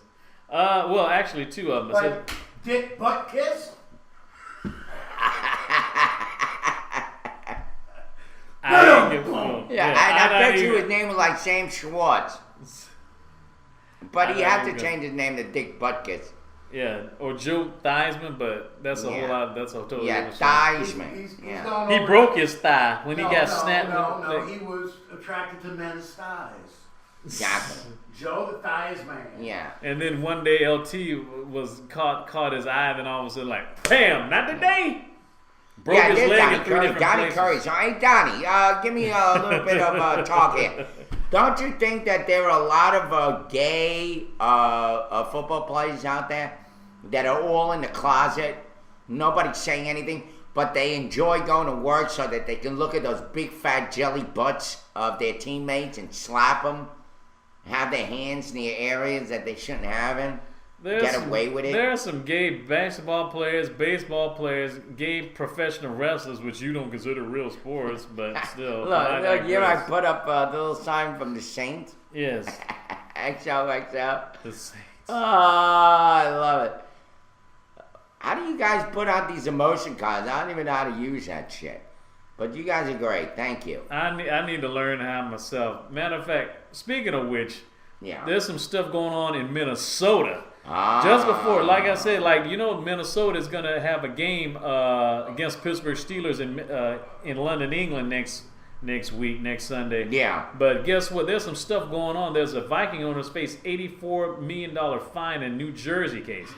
Says a judge in New Jersey on Monday ordered Minnesota Vikings owners Ziggy and Mark Wolf and their cousin Leonard Wolf to pay $84.5 million to 2 former business partners who she previously ruled that they had defrauded in the 1980s real estate deal. Yeah. Said the ruling from the Supreme Court Judge Dean Wilson covered compensatory and punitive damages to plaintiffs Joseph Halpern and Ada Reichman. It also includes redistribution of real estate profits dating to the lawsuit's initial filing back in 1992. Attorneys for the Wills promised an appeal. Wilson ruled last month that the Wills have committed fraud, breach of contract, and breach of fiduciary duty and violated the state's civil racketeering laws. In a stinging rebuke, where Wilson said that Ziggy Wolf demonstrated bad faith and evil motive in his trial testimony. You bastards. So basically, You bastards calling me up in the morning, you scumbags. Wow, who was that? Basically, Who knows? the Wills' ability to meet the 400 Lester, Peter Harvey, attorney for Wolves, who says the decision not going to stand on appeal, says he, along with the Viking spokesman Lester Bagley, once again vowed the legal troubles and would have no bearing on the Wolves' ability to meet the Vikings' $477 million commitment to the $1 billion football stadium planned for downtown Minneapolis. Basically, Ziggy Wolf leads the ownership group, which includes Mark I Wolf, wanted you to hold on to that picture so I can change the hand and it comes back with me. his brother, Mark Wolf, that bought the Vikings in 2005 for $600 million. That's a lot of stuff. So basically, Minnesota also trying to get a brand new stadium over there as well. That's some crazy stuff. Oh, man. But that's some really... But one more news, in other news, is Yeah, Shaquille keep going. O'Neal. Keep Shaquille going. O'Neal... Donnie Curry is dancing.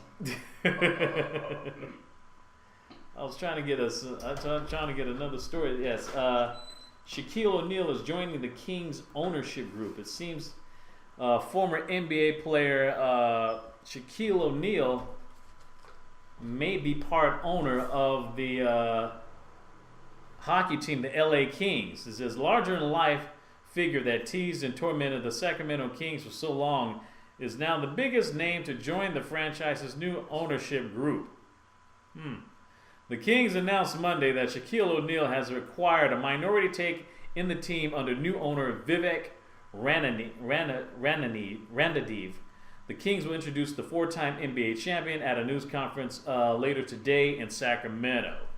During the height of his career with the LA Lakers, O'Neal fueled a rivalry with the Kings.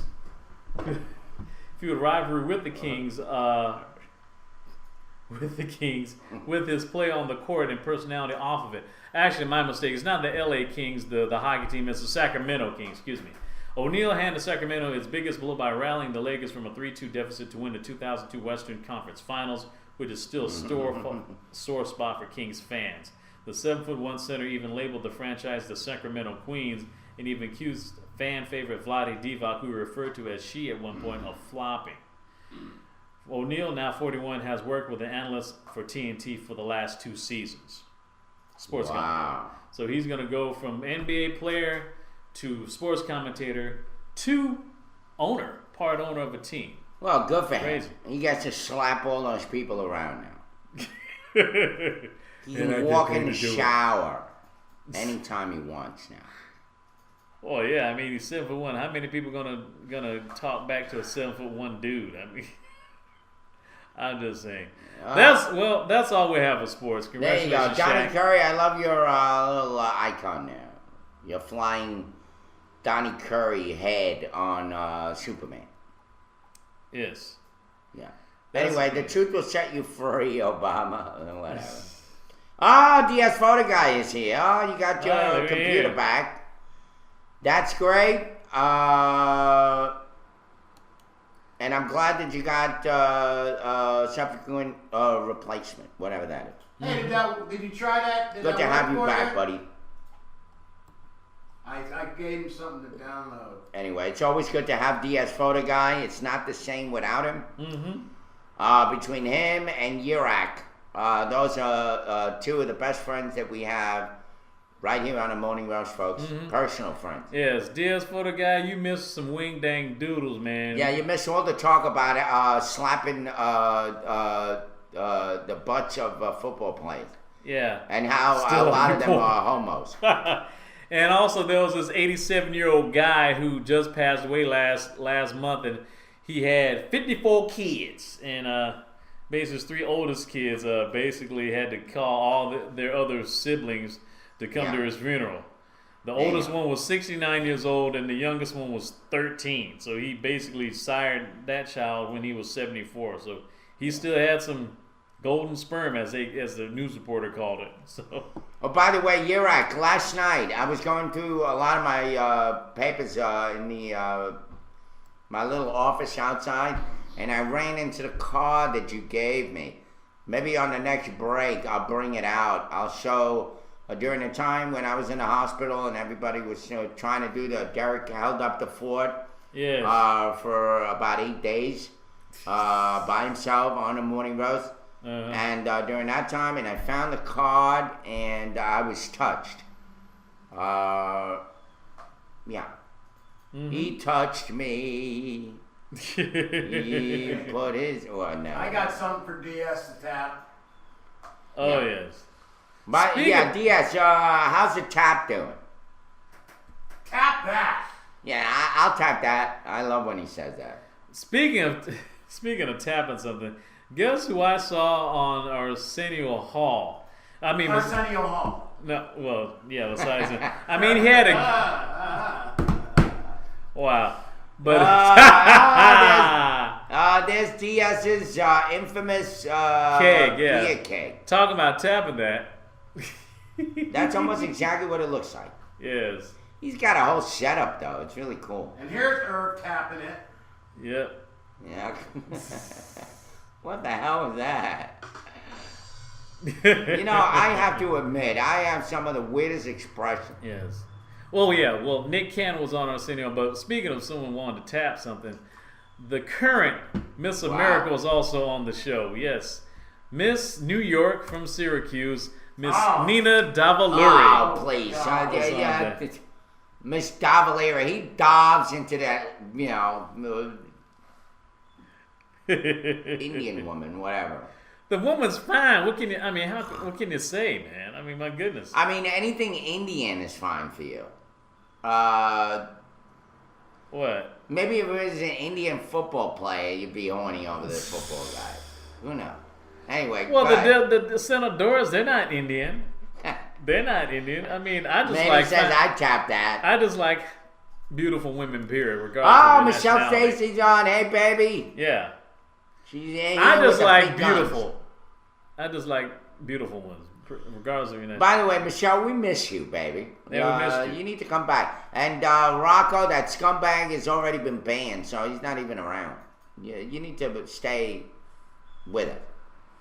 Yeah, I'm glad you're back, baby doll. Yes. Anyway, what else is in the news? Well, we had a crazy chick, the Florida girl, Hiccup Girl. Oh yeah, the Hiccup Girl that everybody felt sorry for. Found guilty of first-degree murder. She was going to serve life in prison. Yep. Jennifer Mee, who became famous for uncontrollable hiccuping, was found guilty by the jury after a 4-hour deliberation. Mee was on trial for luring Shannon Griffin, age 22, in a 2010 robbery. She's going to be hiccuping some women now. Yes. He has the video. In closing arguments, the prosecution painted Jennifer Mee as not the mastermind of murder, but a willing participant in an attempted robbery that ended in the death of the young victim. She was the bait.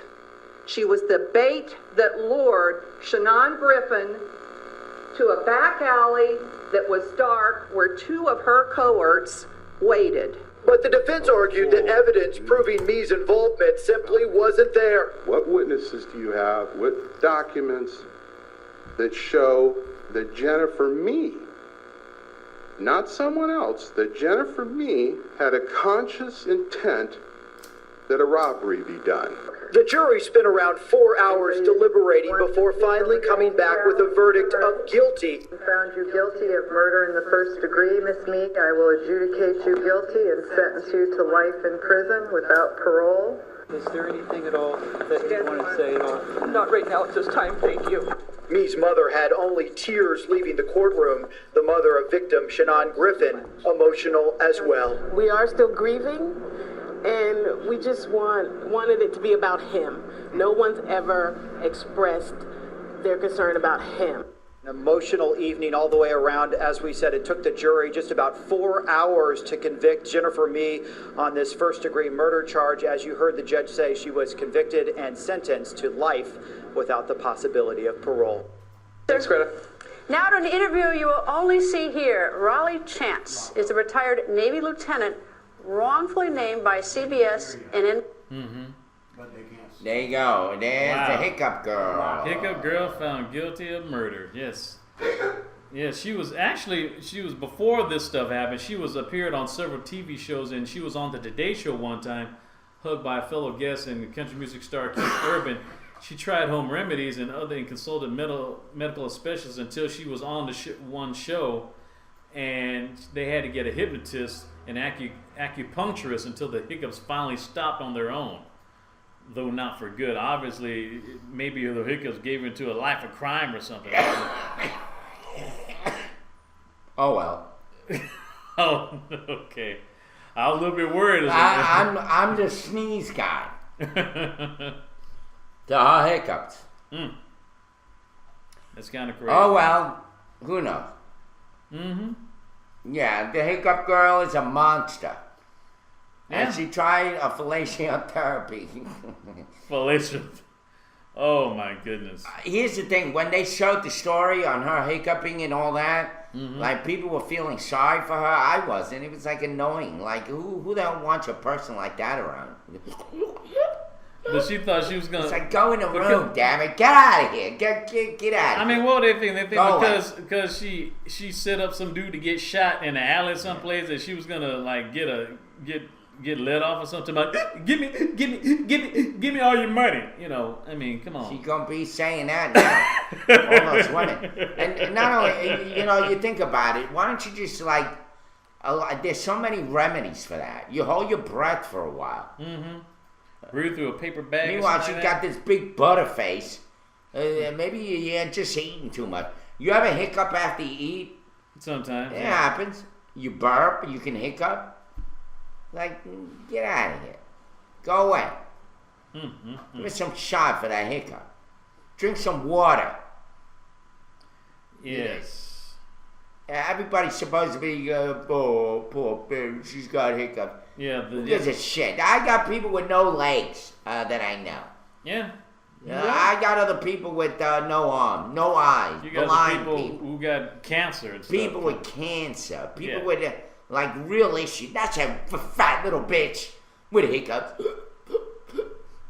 Oh, and they're making like a big deal out of it. Go to jail and rot in hell over there. Clink, yeah. Go away. Her attorney, Mr. Trevina, says his client did not orchestrate the robbery and that there was not enough evidence to convict her. But prosecutors said that Mee did set everything up and used police interviews and a taped jailhouse phone call between Mee and her mother as evidence.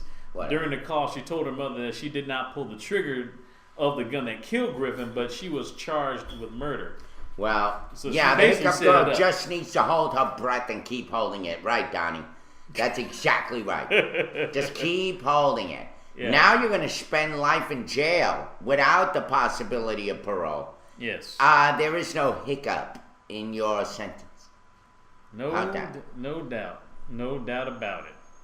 Definitely no doubt about it. Anyway, what else is in the news? Well, Derek? speaking of another, I guess here's another charge of going on. 3 charged in New York City with fighting for Al-Shabaab. Yes. Says, Al-Shabaab Kennedy Fried Chicken. Yes, in New York City. New York City. Yeah. They're Says, also looking at Minneapolis. That's where all these insurgents are coming from now. It says 3 men Those are Midwestern countries, they're all crazy. cities. Wow. In Middle East, Middle East comes Well, to the they're like Midwest. 3 men are facing federal terrorism charges in New York City. Have strong ties to the same. Bye, Donnie. Have a good time. Dream about making a lot of money. Later, Donnie. Yeah. And yeah. And hopefully somebody will leave a very expensive computer in your car. Yes, according to U.S. authorities, say that these 3 men have strong ties to the same extremist Islamic group that claimed responsibility for the deadly attack on an upscale Kenyan shopping mall. Prosecutors in Brooklyn described the defendants Ali Yashin Ahmed, Mahdi Hashi, and Muhammad Yusuf, quote unquote, as dangerous and influential members of Al-Shabaab who were part of an elite unit of suicide bombers. They were captured in Africa last year while traveling to Yemen to team up with the Al-Qaeda offshoot there. The 3 had links to Al-Qaeda operatives in East Africa who sought to carry out attacks against the United States and whether interests in that region, quote unquote. Prosecutors wrote in a letter filed on September 18th, 3 days before the rampaging gunmen killed dozens of an attack on the Nairobi Mall. The men are also accused of having substantial knowledge regarding an Al-Shabaab research and development department that was developing chemical weapons for use. Shortly after the FBI took custody of the men in November, they pleaded not guilty in a sealed proceeding in federal court in Brooklyn to providing material support to Al-Shabaab. Yeah. The case has since been unsealed, and Ahmed and Hashi were to appear Monday in court yesterday for a status conference. You notice how they always have like names like Al something? Mm-hmm. Al-Shabaab, Al-Qaeda. Yeah. Al... what? Jolson? Yeah, Al... I was talking about El Green. Kebab. Al Green. What? El Kebab or whatever. Yeah, Al Kebab. I'm for shish kebab. Al Kebab. Yeah, that's a good one. The 3... Kabong. Clang. Yeah, all 3 men are from Somalia, according to the authorities. Alzheimer's. Yeah. Yeah, Somalia. Ahmed is 27 and Yusuf 29. 2 of the 3 men have citizenship in Sweden, and Hashi, age 23, the 3rd one, has citizenship in Great Britain. Hey, oh, by the way, Bad Owl, name yourself Owl Bad. An ordinance to mandate the spaying and neutering and most dogs and cats. Give the people air, kid. Yeah, we already talked about that. Of course, my infamous friend, Miss Sarah Tenen, was on there looking all important, yet whatever. Here's the thing about that, and going back to that very briefly. I mentioned Yirak, and you were there. Yirak actually showed up at my press conference. He took some of the best pictures because, believe it or not, nobody else did it. Yirak did a great job with the pictures on Facebook. You remember Yirak? Let me finish my statement. You remember Yirak when we were there? How many so-called animal rights or whatever, these saviors of animals? Animal rights activists? Yeah, activists. How many were there? 1. Meanwhile, they all promised me that they were going to be there. They didn't show up. And so now they're bitching and moaning. Only 30 people showed up for this law now being enforced. And then what happens? You're going to see it all over Facebook. Every activist that didn't show to the meetings to try to either support it or not support it are going to be bitching and moaning all over Facebook. Pretending that they're all, really care about what's going on. They don't give a shit. They don't really care. If you really care, you show up. But they don't show up. Yeah. Yeah, not but a couple, exactly. And you're right, you do have cats. You take care of your animals. Speaking of animals. Yes.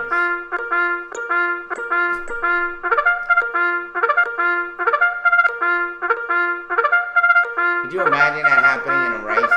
Yeah. Would have a DJ Grandmaster Flash or somebody mixing at the Kentucky Derby.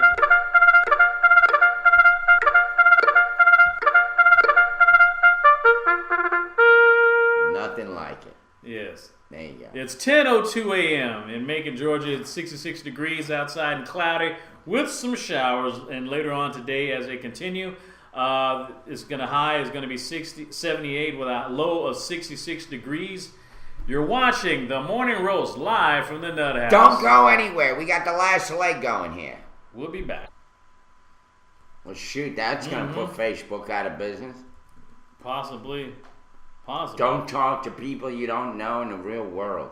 Most of these Facebook friends, do you really know them? Only by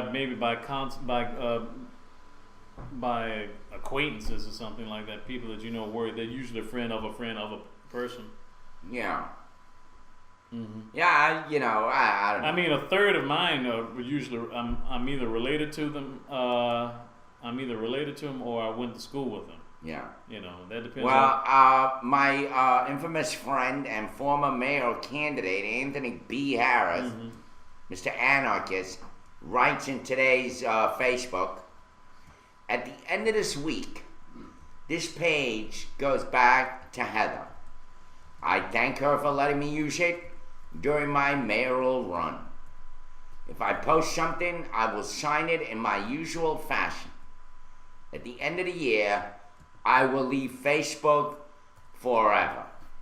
Now, you talk about empty promises. You're not going to leave Facebook. Are you out of your frickin' mind? Why would you say that, Ant? You know you're not going to do that. You're stating things that you're never going to do. Then he says, it is not, because somebody said to him, never quit, ever.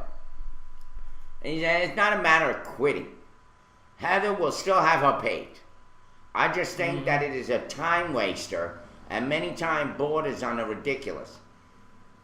Okay, if you thought that, then why did you use it like a cheap whore?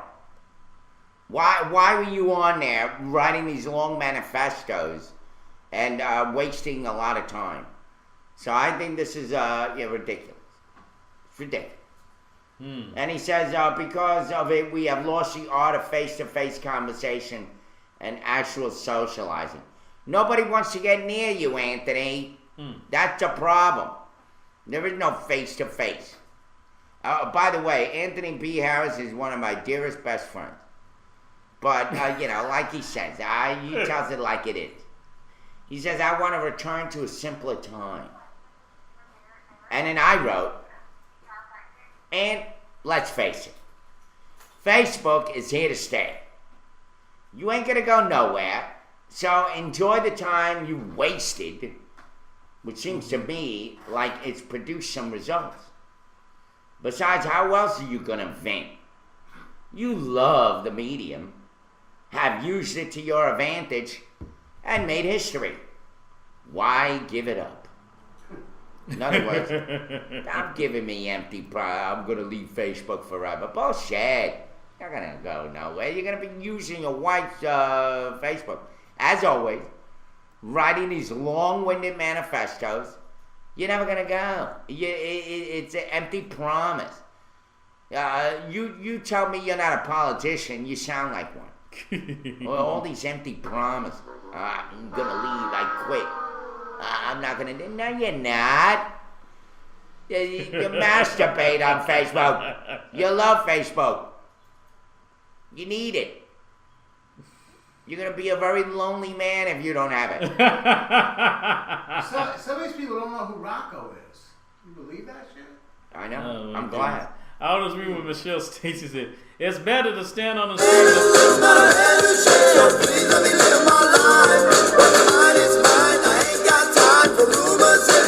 You want to see where Rocco is? Rocco's all quiet right about now, man. Show Rocco. Oh, he's getting down and dirty, man. He's dancing away. He's liking this song.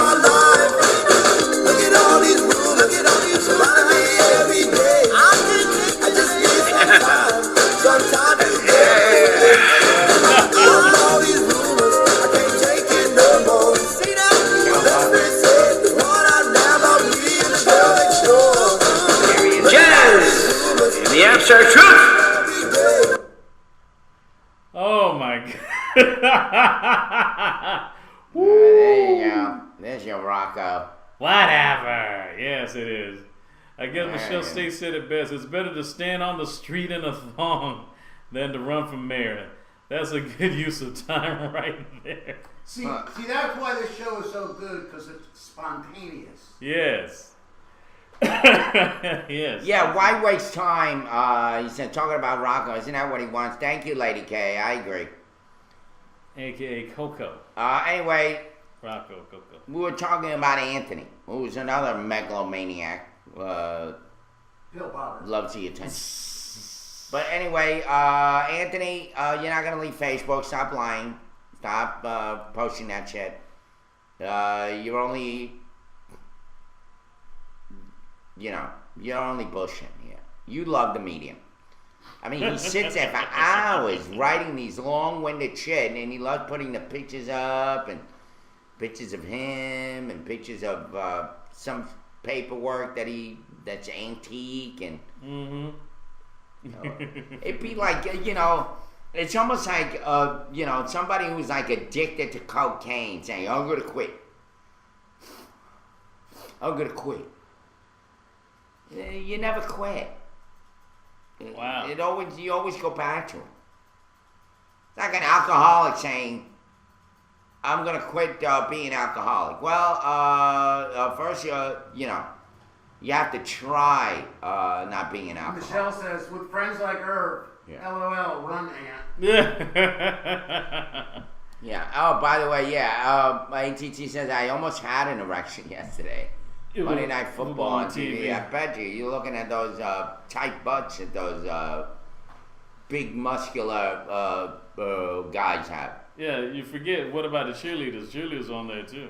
That's my favorite picture right there. The Denver Bronco cheerleaders. Damn, that is ugly. I'm talking about the clothes he's wearing. Chucky. I got a fantastic face. Irvy. Yeah. Anyway, did you see the hockey brawl, ATT? Did you see the hockey brawl? No, I didn't see it. There's always a brawl in hockey. That's the whole idea. Is it like it can't be preseason already, because hockey season don't start until really like late October, early November, around the same time as basketball, actually, to be honest. Yeah. Unless it was some type of, preseason game or some like all-star game or whatever or something like that. I just no. Hey, Derek, maybe that's what you should do. What, play hockey? No, invite a girl to watch a football game. Maybe you'll have the same reaction that ATT has with his wife. He says, and my wife looks at their butts and muscles and makes her horny and she rapes me. Yeah. Wow. That sounds like... Don't you think that may work, ATT? What do you think? For Derek? Derek get some Indian girl with a big dot on her head and invite her to football, and then he's got a target. Yeah, he has to move that target from here to somewhere else, though. Okay. So Toronto Buffalo preseason. Okay. Toronto Blue Leaves and Buffalo. Yeah. All right. I guess now that we're winding down, we're gonna need some friends around us. You know, because we all need friends, right, Derek? We all need friends, right, Ed? We all need friends, right? People out there in trash each other land over here. Yeah. We all need friends. Even Rocco needs friends. He needs more than friends, but you know, whatever. Anyway, well, today's our daily bread is a friend in need. A friend in need. Written by Dennis Fisher for September 24, 2013. I can't believe this year's blowing by really quick, ain't it? Mm-hmm. We're already in September 24th. And here we go. Not long ago, my wife Janet and I bought a quantity of beef from a friend who raised cattle on a small farm. It was less expensive than the meat from the grocery store, and we put it in the freezer to use throughout the coming months. God, I love that music. Then a terrible lightning storm cut power throughout our area. For the first 24 hours, we were confident that the freezer would keep the meat frozen. But when the second day came and still no word of getting our power back, we began to be concerned. We contacted Ted, a member of our Bible study group, to see if he had any advice. Here's my advice: keep the refrigerator closed. If it's off, don't open it up to see if it's working. It's off. Don't open it up. Out there. Anyway, he canceled an appointment he had and showed up at our doorstep with a generator to provide power for the freezer. That's nice. We were thankful that Ted helped us, and we knew it because of his love for Christ. You know, I have to say this briefly. I could see Yurak doing this. Mm-hmm. Yurak, I could see you doing it. You would show up with a generator and help a friend in need. The old saying, a friend in need is a friend indeed, took on a new meaning for us. John reminds us in 1 John chapter 3, verse 18, "My little children, let us not love in word or in tongue, but in deed and in truth." Sometimes this means inconveniencing ourselves to care for the interests of others, or receiving that help which we ourselves are in need of. After all that Christ has done for us, it's a blessing to be his hands and feet in loving one another. Father, thank you for making me a part of your family by giving your son Jesus for me. Help me to accept the care of others and also to serve them out of gratitude and out of my love for you. When we love Christ, we love others. The Bible read for today is 1 John chapter 3, verse 18. "My little children, let us not love in word or in tongue, but in deed and in truth." There you have it. Daily bread for today. September 24th, 2013.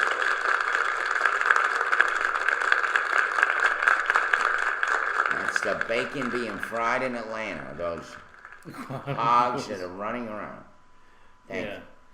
Yeah, you know, during the Primetime Emmy Awards, there was a guy by the name of Tony Hale. He was an actor. He was seen on shows such as Arrested Development, and he was also on the show Veep, opposite Julie Louis-Dreyfus, formerly known as Seinfeld. And he won an Emmy for Best Supporting Actor in a Comedy sitcom. And I had no doubt, but he actually gave a shout out. I don't know if Ed has Yeah, he has the video for it. That has a video. Well, it's not every day your son wins an Emmy, but for one Macon family, the 65th Annual Emmy Awards exceeded all expectations.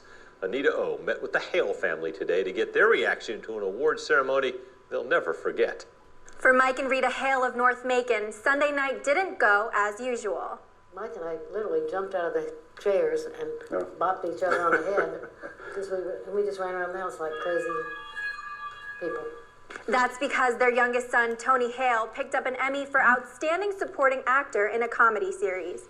Hale plays Gary Walsh in the HBO comedy Veep as a personal aide to the fictional vice president. This Emmy goes to Tony Hale, Veep! Here's what Tony Hale had to say about his win. I'm still reeling from it. Like it was a crazy night, and I think I left my body once I said my name, and I didn't regain consciousness probably till this morning. And he didn't forget to thank his parents during his acceptance speech. Take a look. My mom and my dad, Mike and Rita Hale in Macon, Georgia. Mike and Rita say they're still in shock by the win. Overwhelmed. We so appreciated him getting nominated, and to see him win was just absolutely phenomenal. We're still stunned. They say Tony has always had a knack for humor. We'd take Tony, out to dinner, and we'd come back, and our stomach hurt so much from laughing because he's just funny, you know. And it's not that he's trying to be; it's just one of God's gifts that he's a natural comedian. Though Tony was raised in Tallahassee, Mike and Rita have had ties to Central Georgia for over a decade now. Mike Hale served as executive director at the Warner Robins campus of Macon State, now part of Middle Georgia State College. He retired 2 years ago. Macon, to me, is becoming more a college town or a university town as the hallmark of Macon, and I think that's wonderful. That now we have a football team at Mercer, and things are just happening with that as a focus point, which I think is a great blessing to Macon. As for life post-Emmys, the Hales say friends, family, and neighbors have been reaching out nonstop to say congratulations. They're still calling. Anita O, 13 WMAZ, Eyewitness News. Yeah. Thank you, Ed. 1995, Rita Hale. Thank you very much. By the way, we and have thank two you, Anita O, Meganites from WMAZ. that were in the Emmys. Yes. We have one, the woman, she was a presenter. I'm trying to remember her name. Carrie Heston. That's right. Yes. And we had this guy. Macon is making Carrie some Preston, progress. Thank you. Carrie Preston. And who would have known that this guy, Tony, who won the Emmy, that even from boring parents like his, can come out a good kid. You see how life is? Yeah. And so who would have known? How you doing, Ant? Yeah. Oh, Ant is on. Speaking of boring, hi, Ant. You talk about the total opposite. Well, we were just talking about you, Ant, and your Facebook post. Oh, what about Daniel? What about Daniel? Who's Daniel? Hey. Who's Daniel? Which Daniel? He was hit by a car and Daniel Muhammad? We did the story. Do we know Daniel Muhammad? Oh, shit. Oh, my God. Young black kid that was a poet. The one that was on my show? Oh, my God. Oh, my God. Ed, do we have a piece of that video that we did on that Saturday show of the Morning Roast? I don't know where it is right now. Wait a minute. Young Out in Shadows. You're talking about a poetic, oh my God. Is he the one that... Please don't tell me that. He wasn't on our show. Said he hung it out of shadow. He was here. We had a Saturday show. Some of you may have been here. I know Volpa Biden's no longer with us. He was here. She has a memoriam from, okay. When? Where? When can we go? By the way, I have his hat.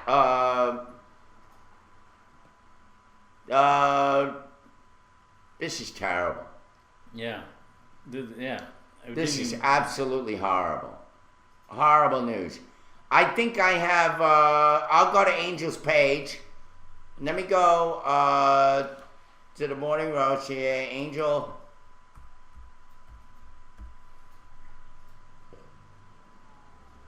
Angel Collins, I think. Angel Collins. Yeah. Mm-hmm. It's 10:27 a.m. in Macon, Georgia right now, watching the Morning Roast live with Irv, Ed, and DB. I don't see him on Facebook. It's oh my God, this is terrible. I don't see anything. 69 degrees so far. All right, hold on. Anthony shared a link. There he is. Oh my God. Man. Where's the link? Go to Anthony's Facebook. This is terrible.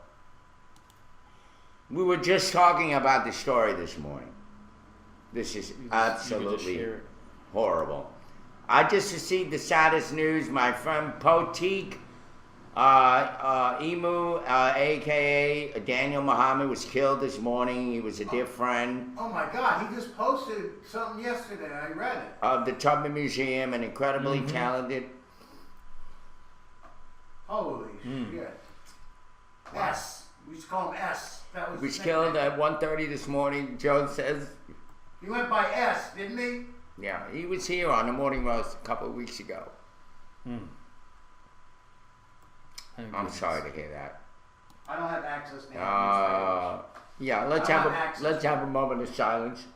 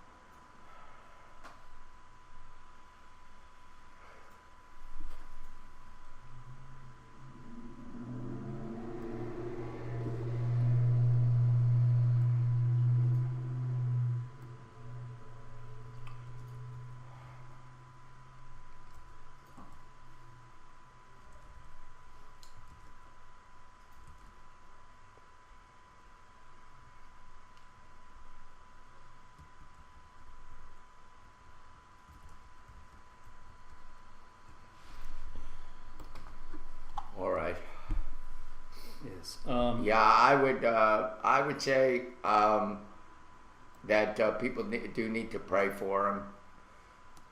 Pray for his family. His family. How you got to his account on Facebook? Angel Collins page. Huh? Oh, okay. Yeah, I just got a picture. His Facebook account is deactivated. If you go to Anthony, do you have Anthony? You can get to Anthony, no? No, I can't. Anthony, All right, I'll copy this image and. I have it, Irvin. So can you put it up? I just sent it. Yeah. All right, we're gonna have his picture. You guys may have seen him. He was just here. How many?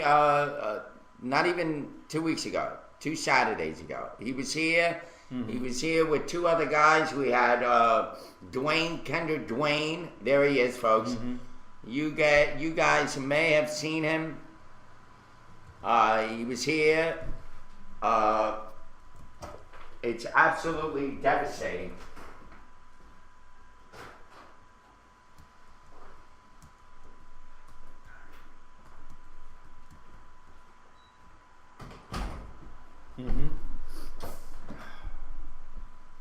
This is absolutely devastating news. Yes. Very sad. This is his hat, by the way. This is a hat that I traded with that hat that he's wearing in that picture. That was my hat. And we both liked each other's hats, so we said, let's trade. And this is his hat. And I guess it's a good time to wear it. It's very, very sad. Very sad. This is a heartbreaker. I mean, this kid, a brilliant, brilliant poet.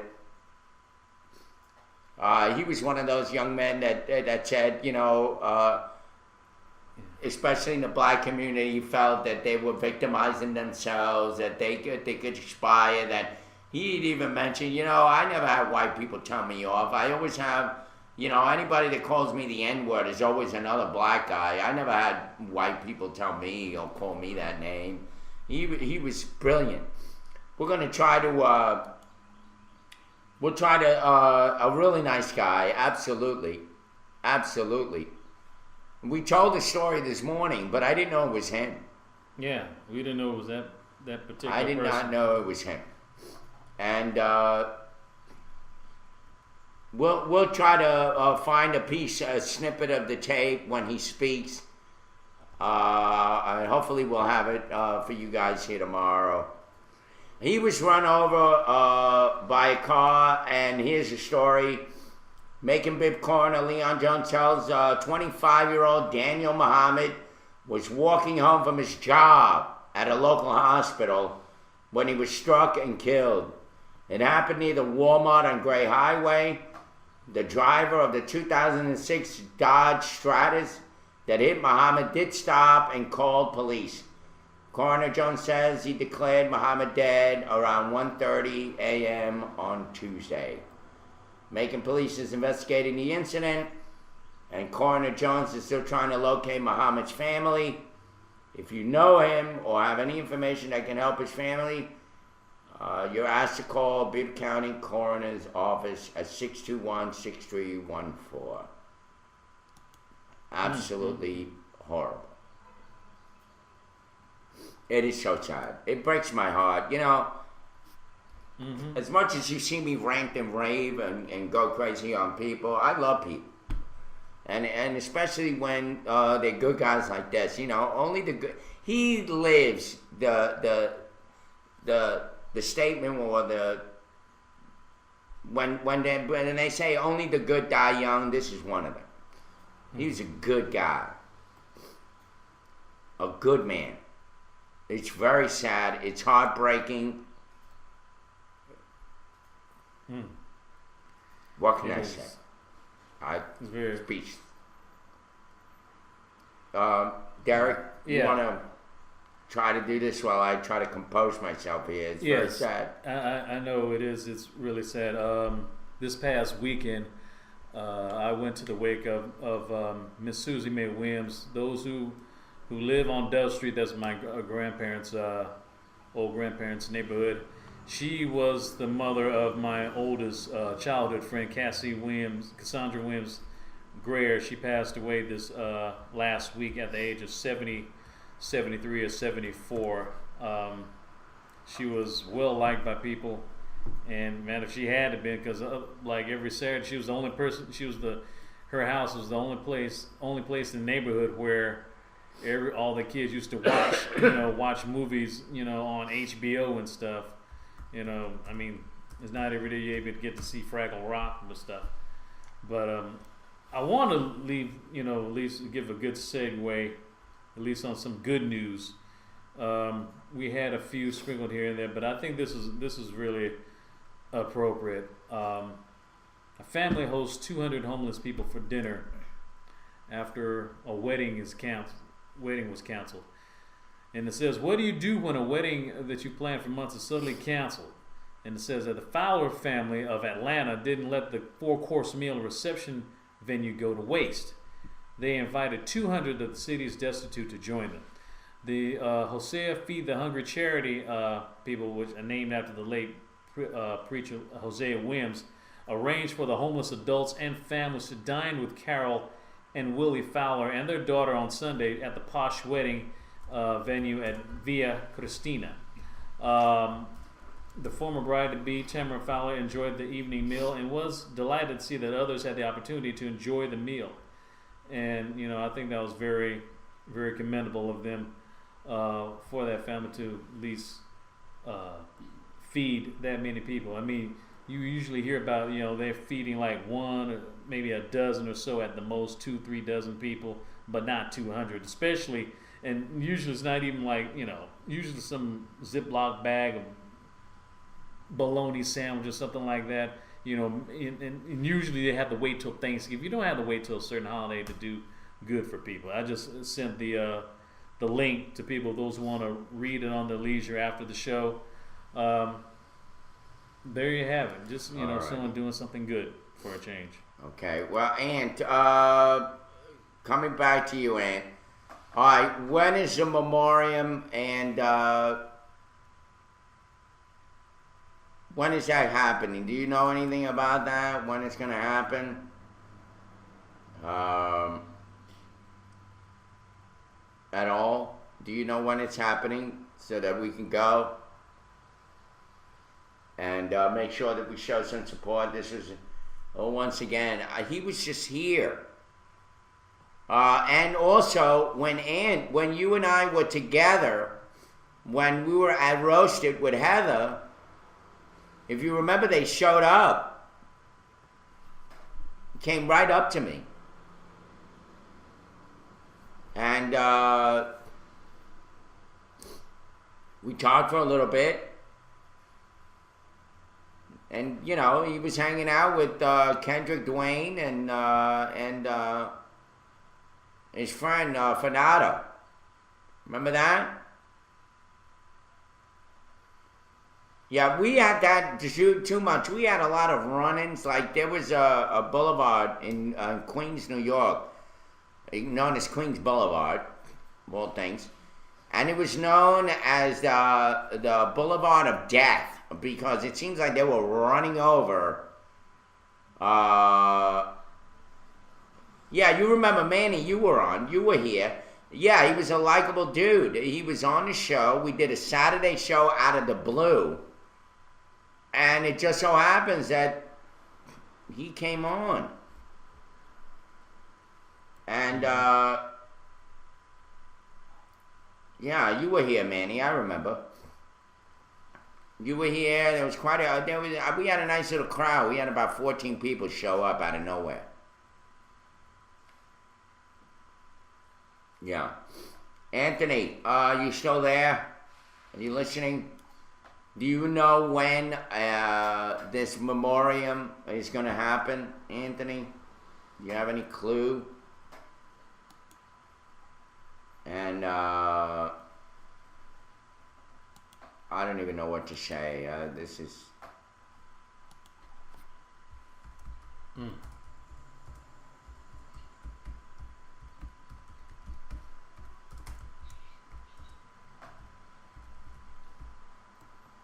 It's 10:40 right now in Macon, Georgia. It's going on 69 degrees outside. It's still cloudy, still raining. With the high of have a high of 81 degrees and a low of 65 degrees. So actually it's going to be 78 degrees tomorrow and 70 on Wednesday. Yeah. So at least going to be during the 70s. Oh, Aunt left. He said he was leaving. How come his thank you, Michelle. Here's the pic of the day. He must have left his computer on. This is from that Saturday. Okay, here he is. It was the 30. Yeah, thank you, Ed. Thank you. There he is. He's the one, as you can tell, the black guy that was the poet real man. Yep, that was him right there. This was a Saturday show, not even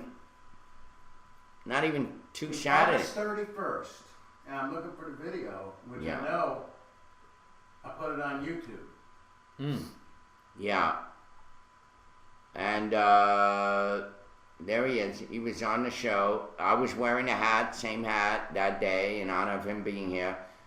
Like I said, that hat that he has on, we traded, and he loved that hat so much when it was on me. Mm-hmm. And then I liked his hat, and it was funny. It was just like, two young guys. Well, he's younger than me. He could be my son. But we were looking at each other's hats, and he was like, man, could I try that on? And I'm sure, try it on. And let me try yours on. And he said, oh, mine looks good on you. I said, well, mine looks good on you. And then right there off the bat, you want to trade? He said, yeah, sure, let's do it. Boom, and that was done. Mm-hmm. This is the kind of friendship that we had.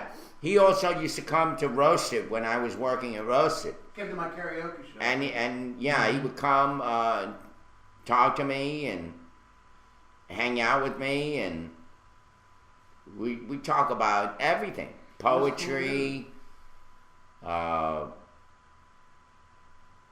He was one of those guys that were one of those good guys. One of those friends that just walks up to you when everybody else wants to reject you.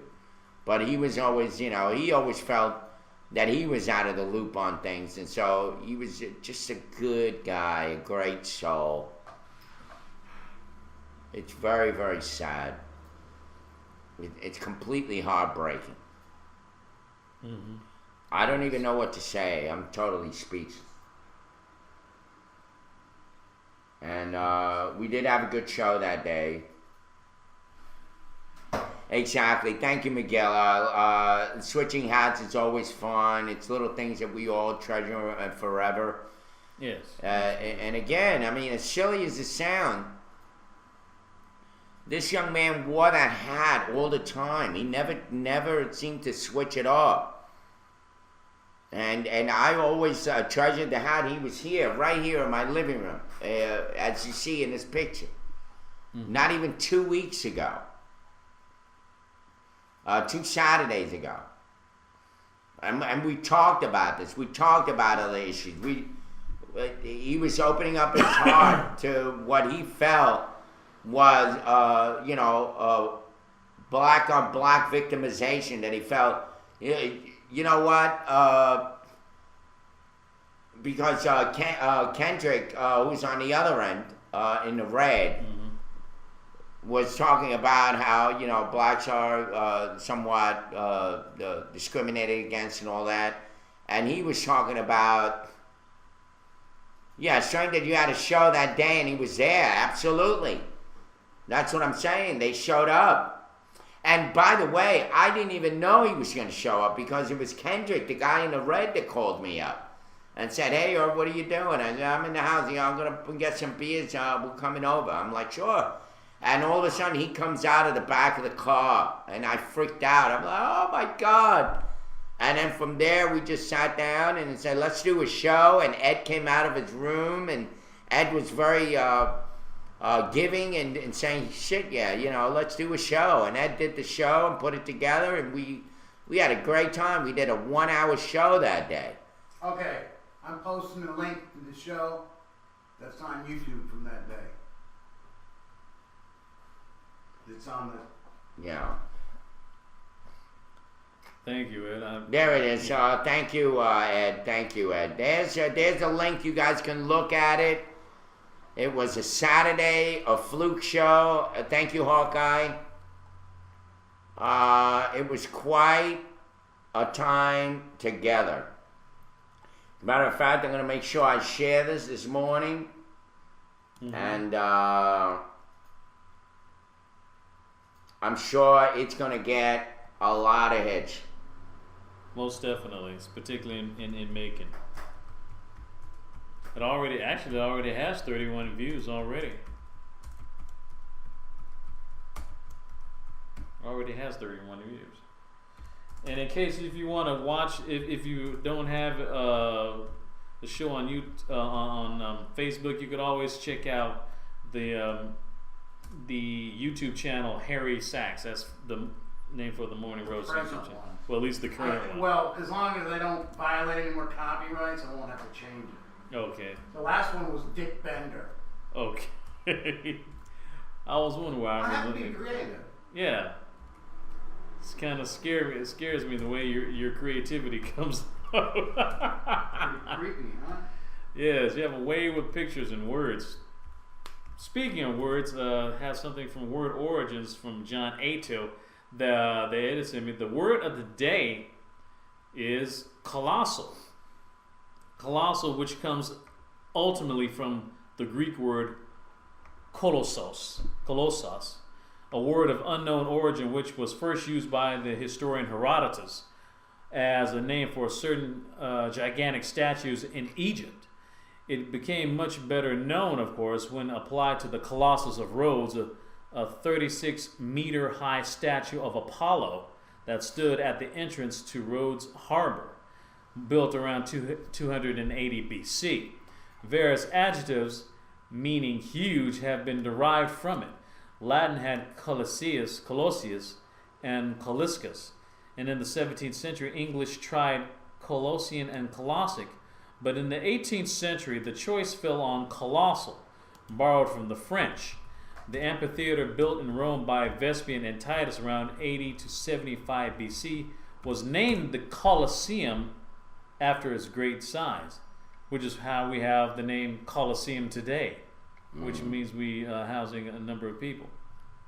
So that's today's origin word of the day. Yeah, word origin. And then next is who said it first? Yes, who said it first? Particularly, who said this first? Who said that first? This phrase, hold the fort.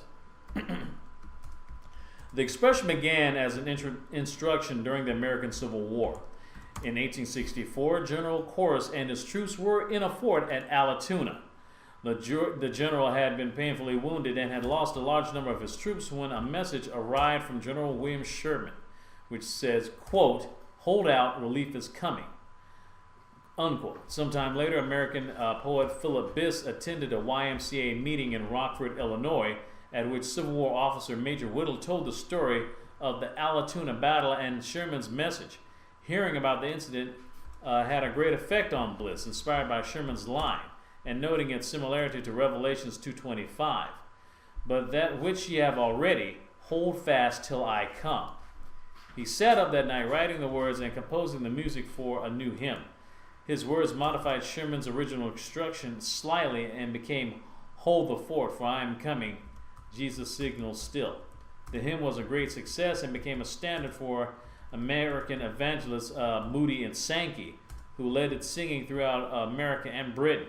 Soon the term, hold the fort, moving away from its literal meaning, became a common expression for keeping everything as normal as possible under difficult circumstances. So when you try to keep things normal as possible under crazy situations, basically you're meaning try to hold the fort. And that's who said it first. There you have it. All right. We have a few minutes once again. About 10 minutes. We have 10 minutes, and if only we can spend these last few minutes at least talking about,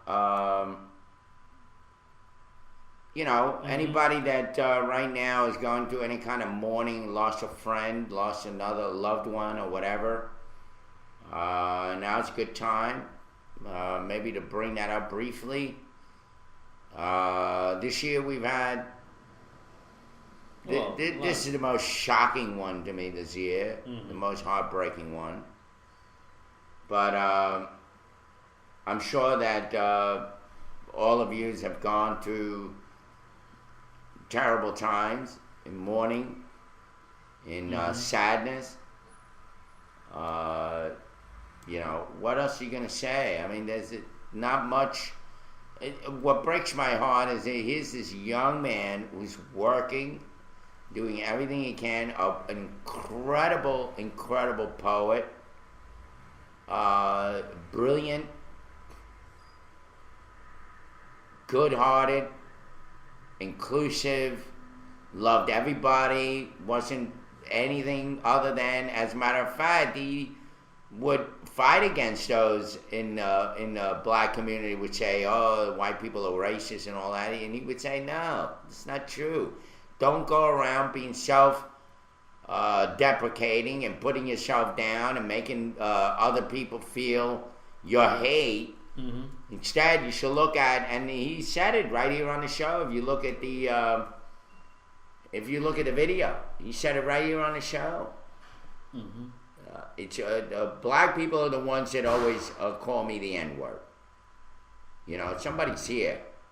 Wonder who that is. Hold on, hold the fort here, Derek, while I go and see. Speaking of which, hold the fort. Yeah. Come on in.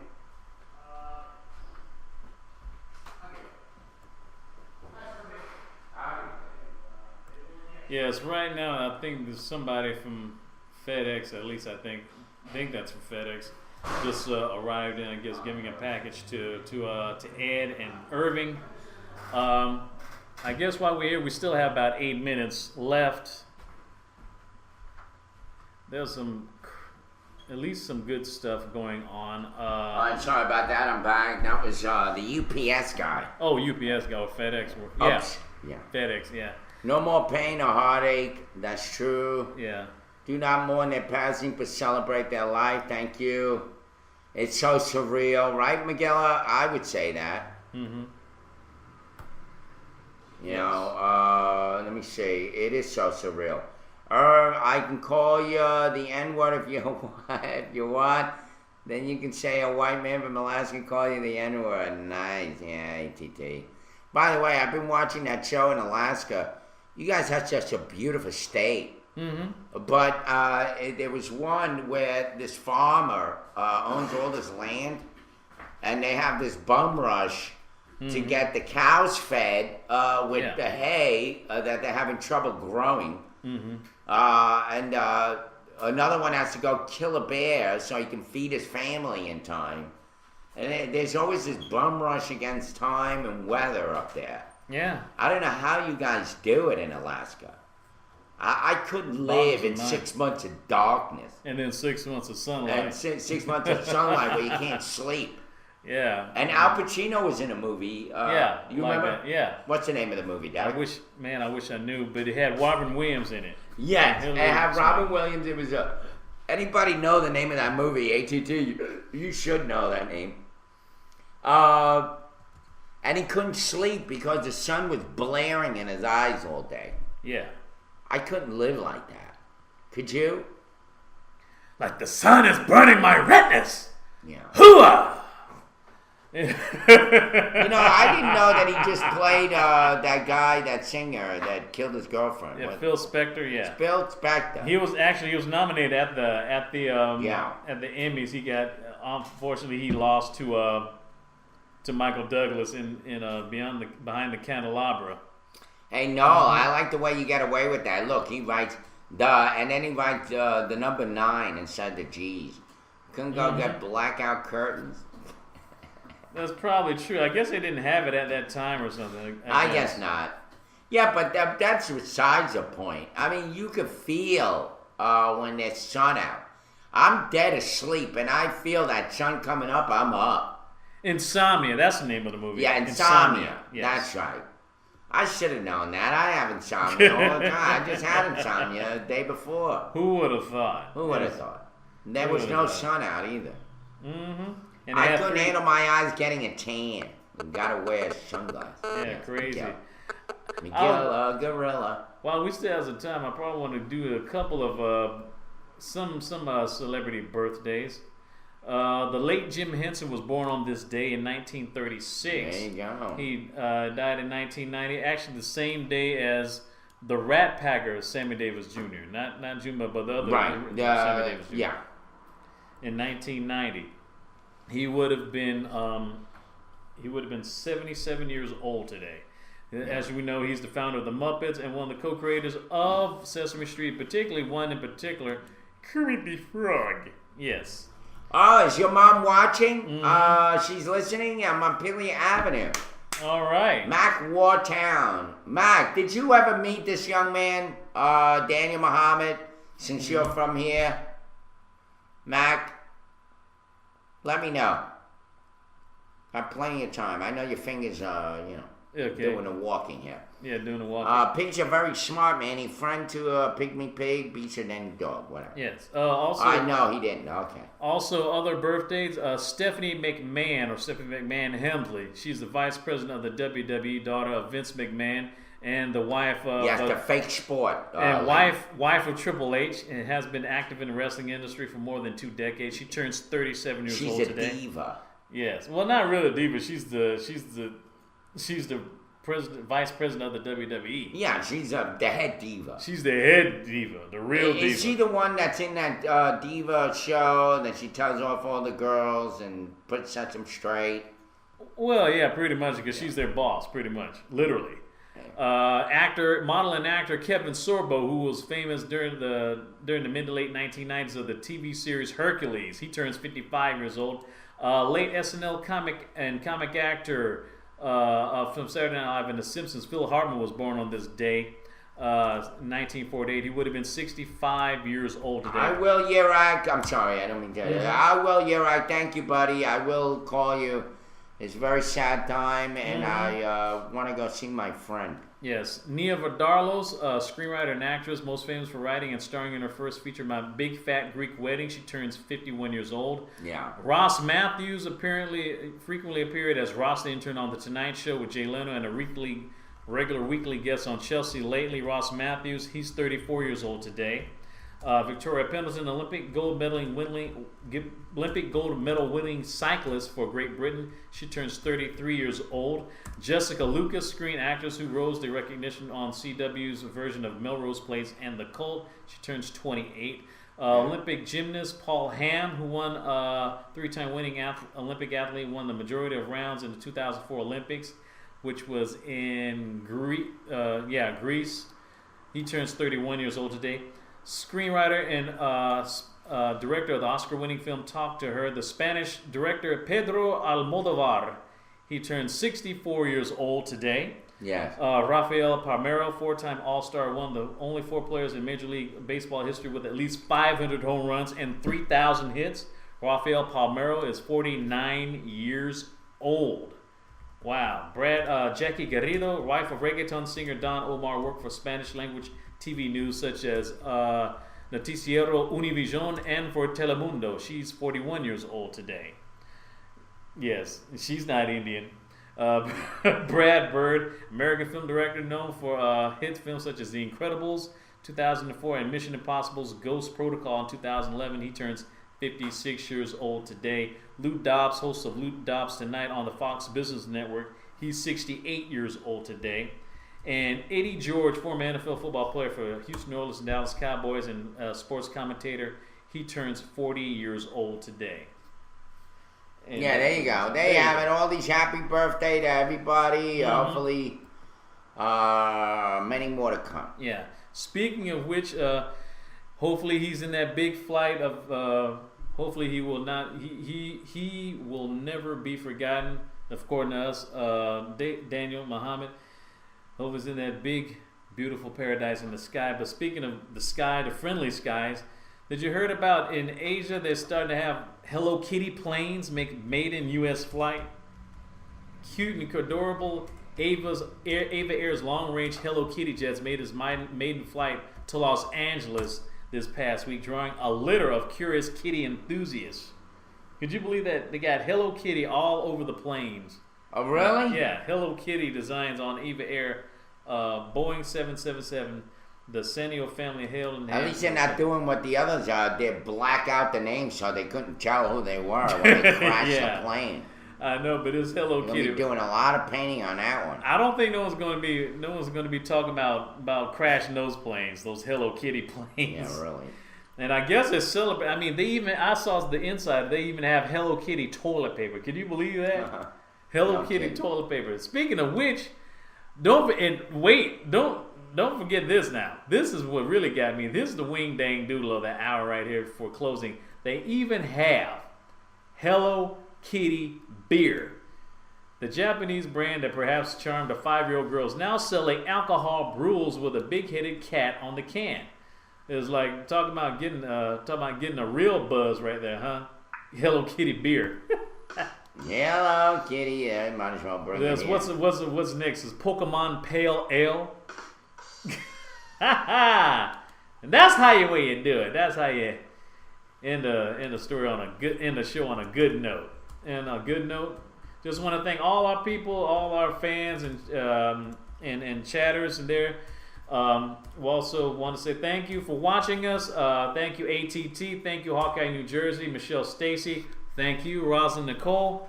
That's Ashley 34.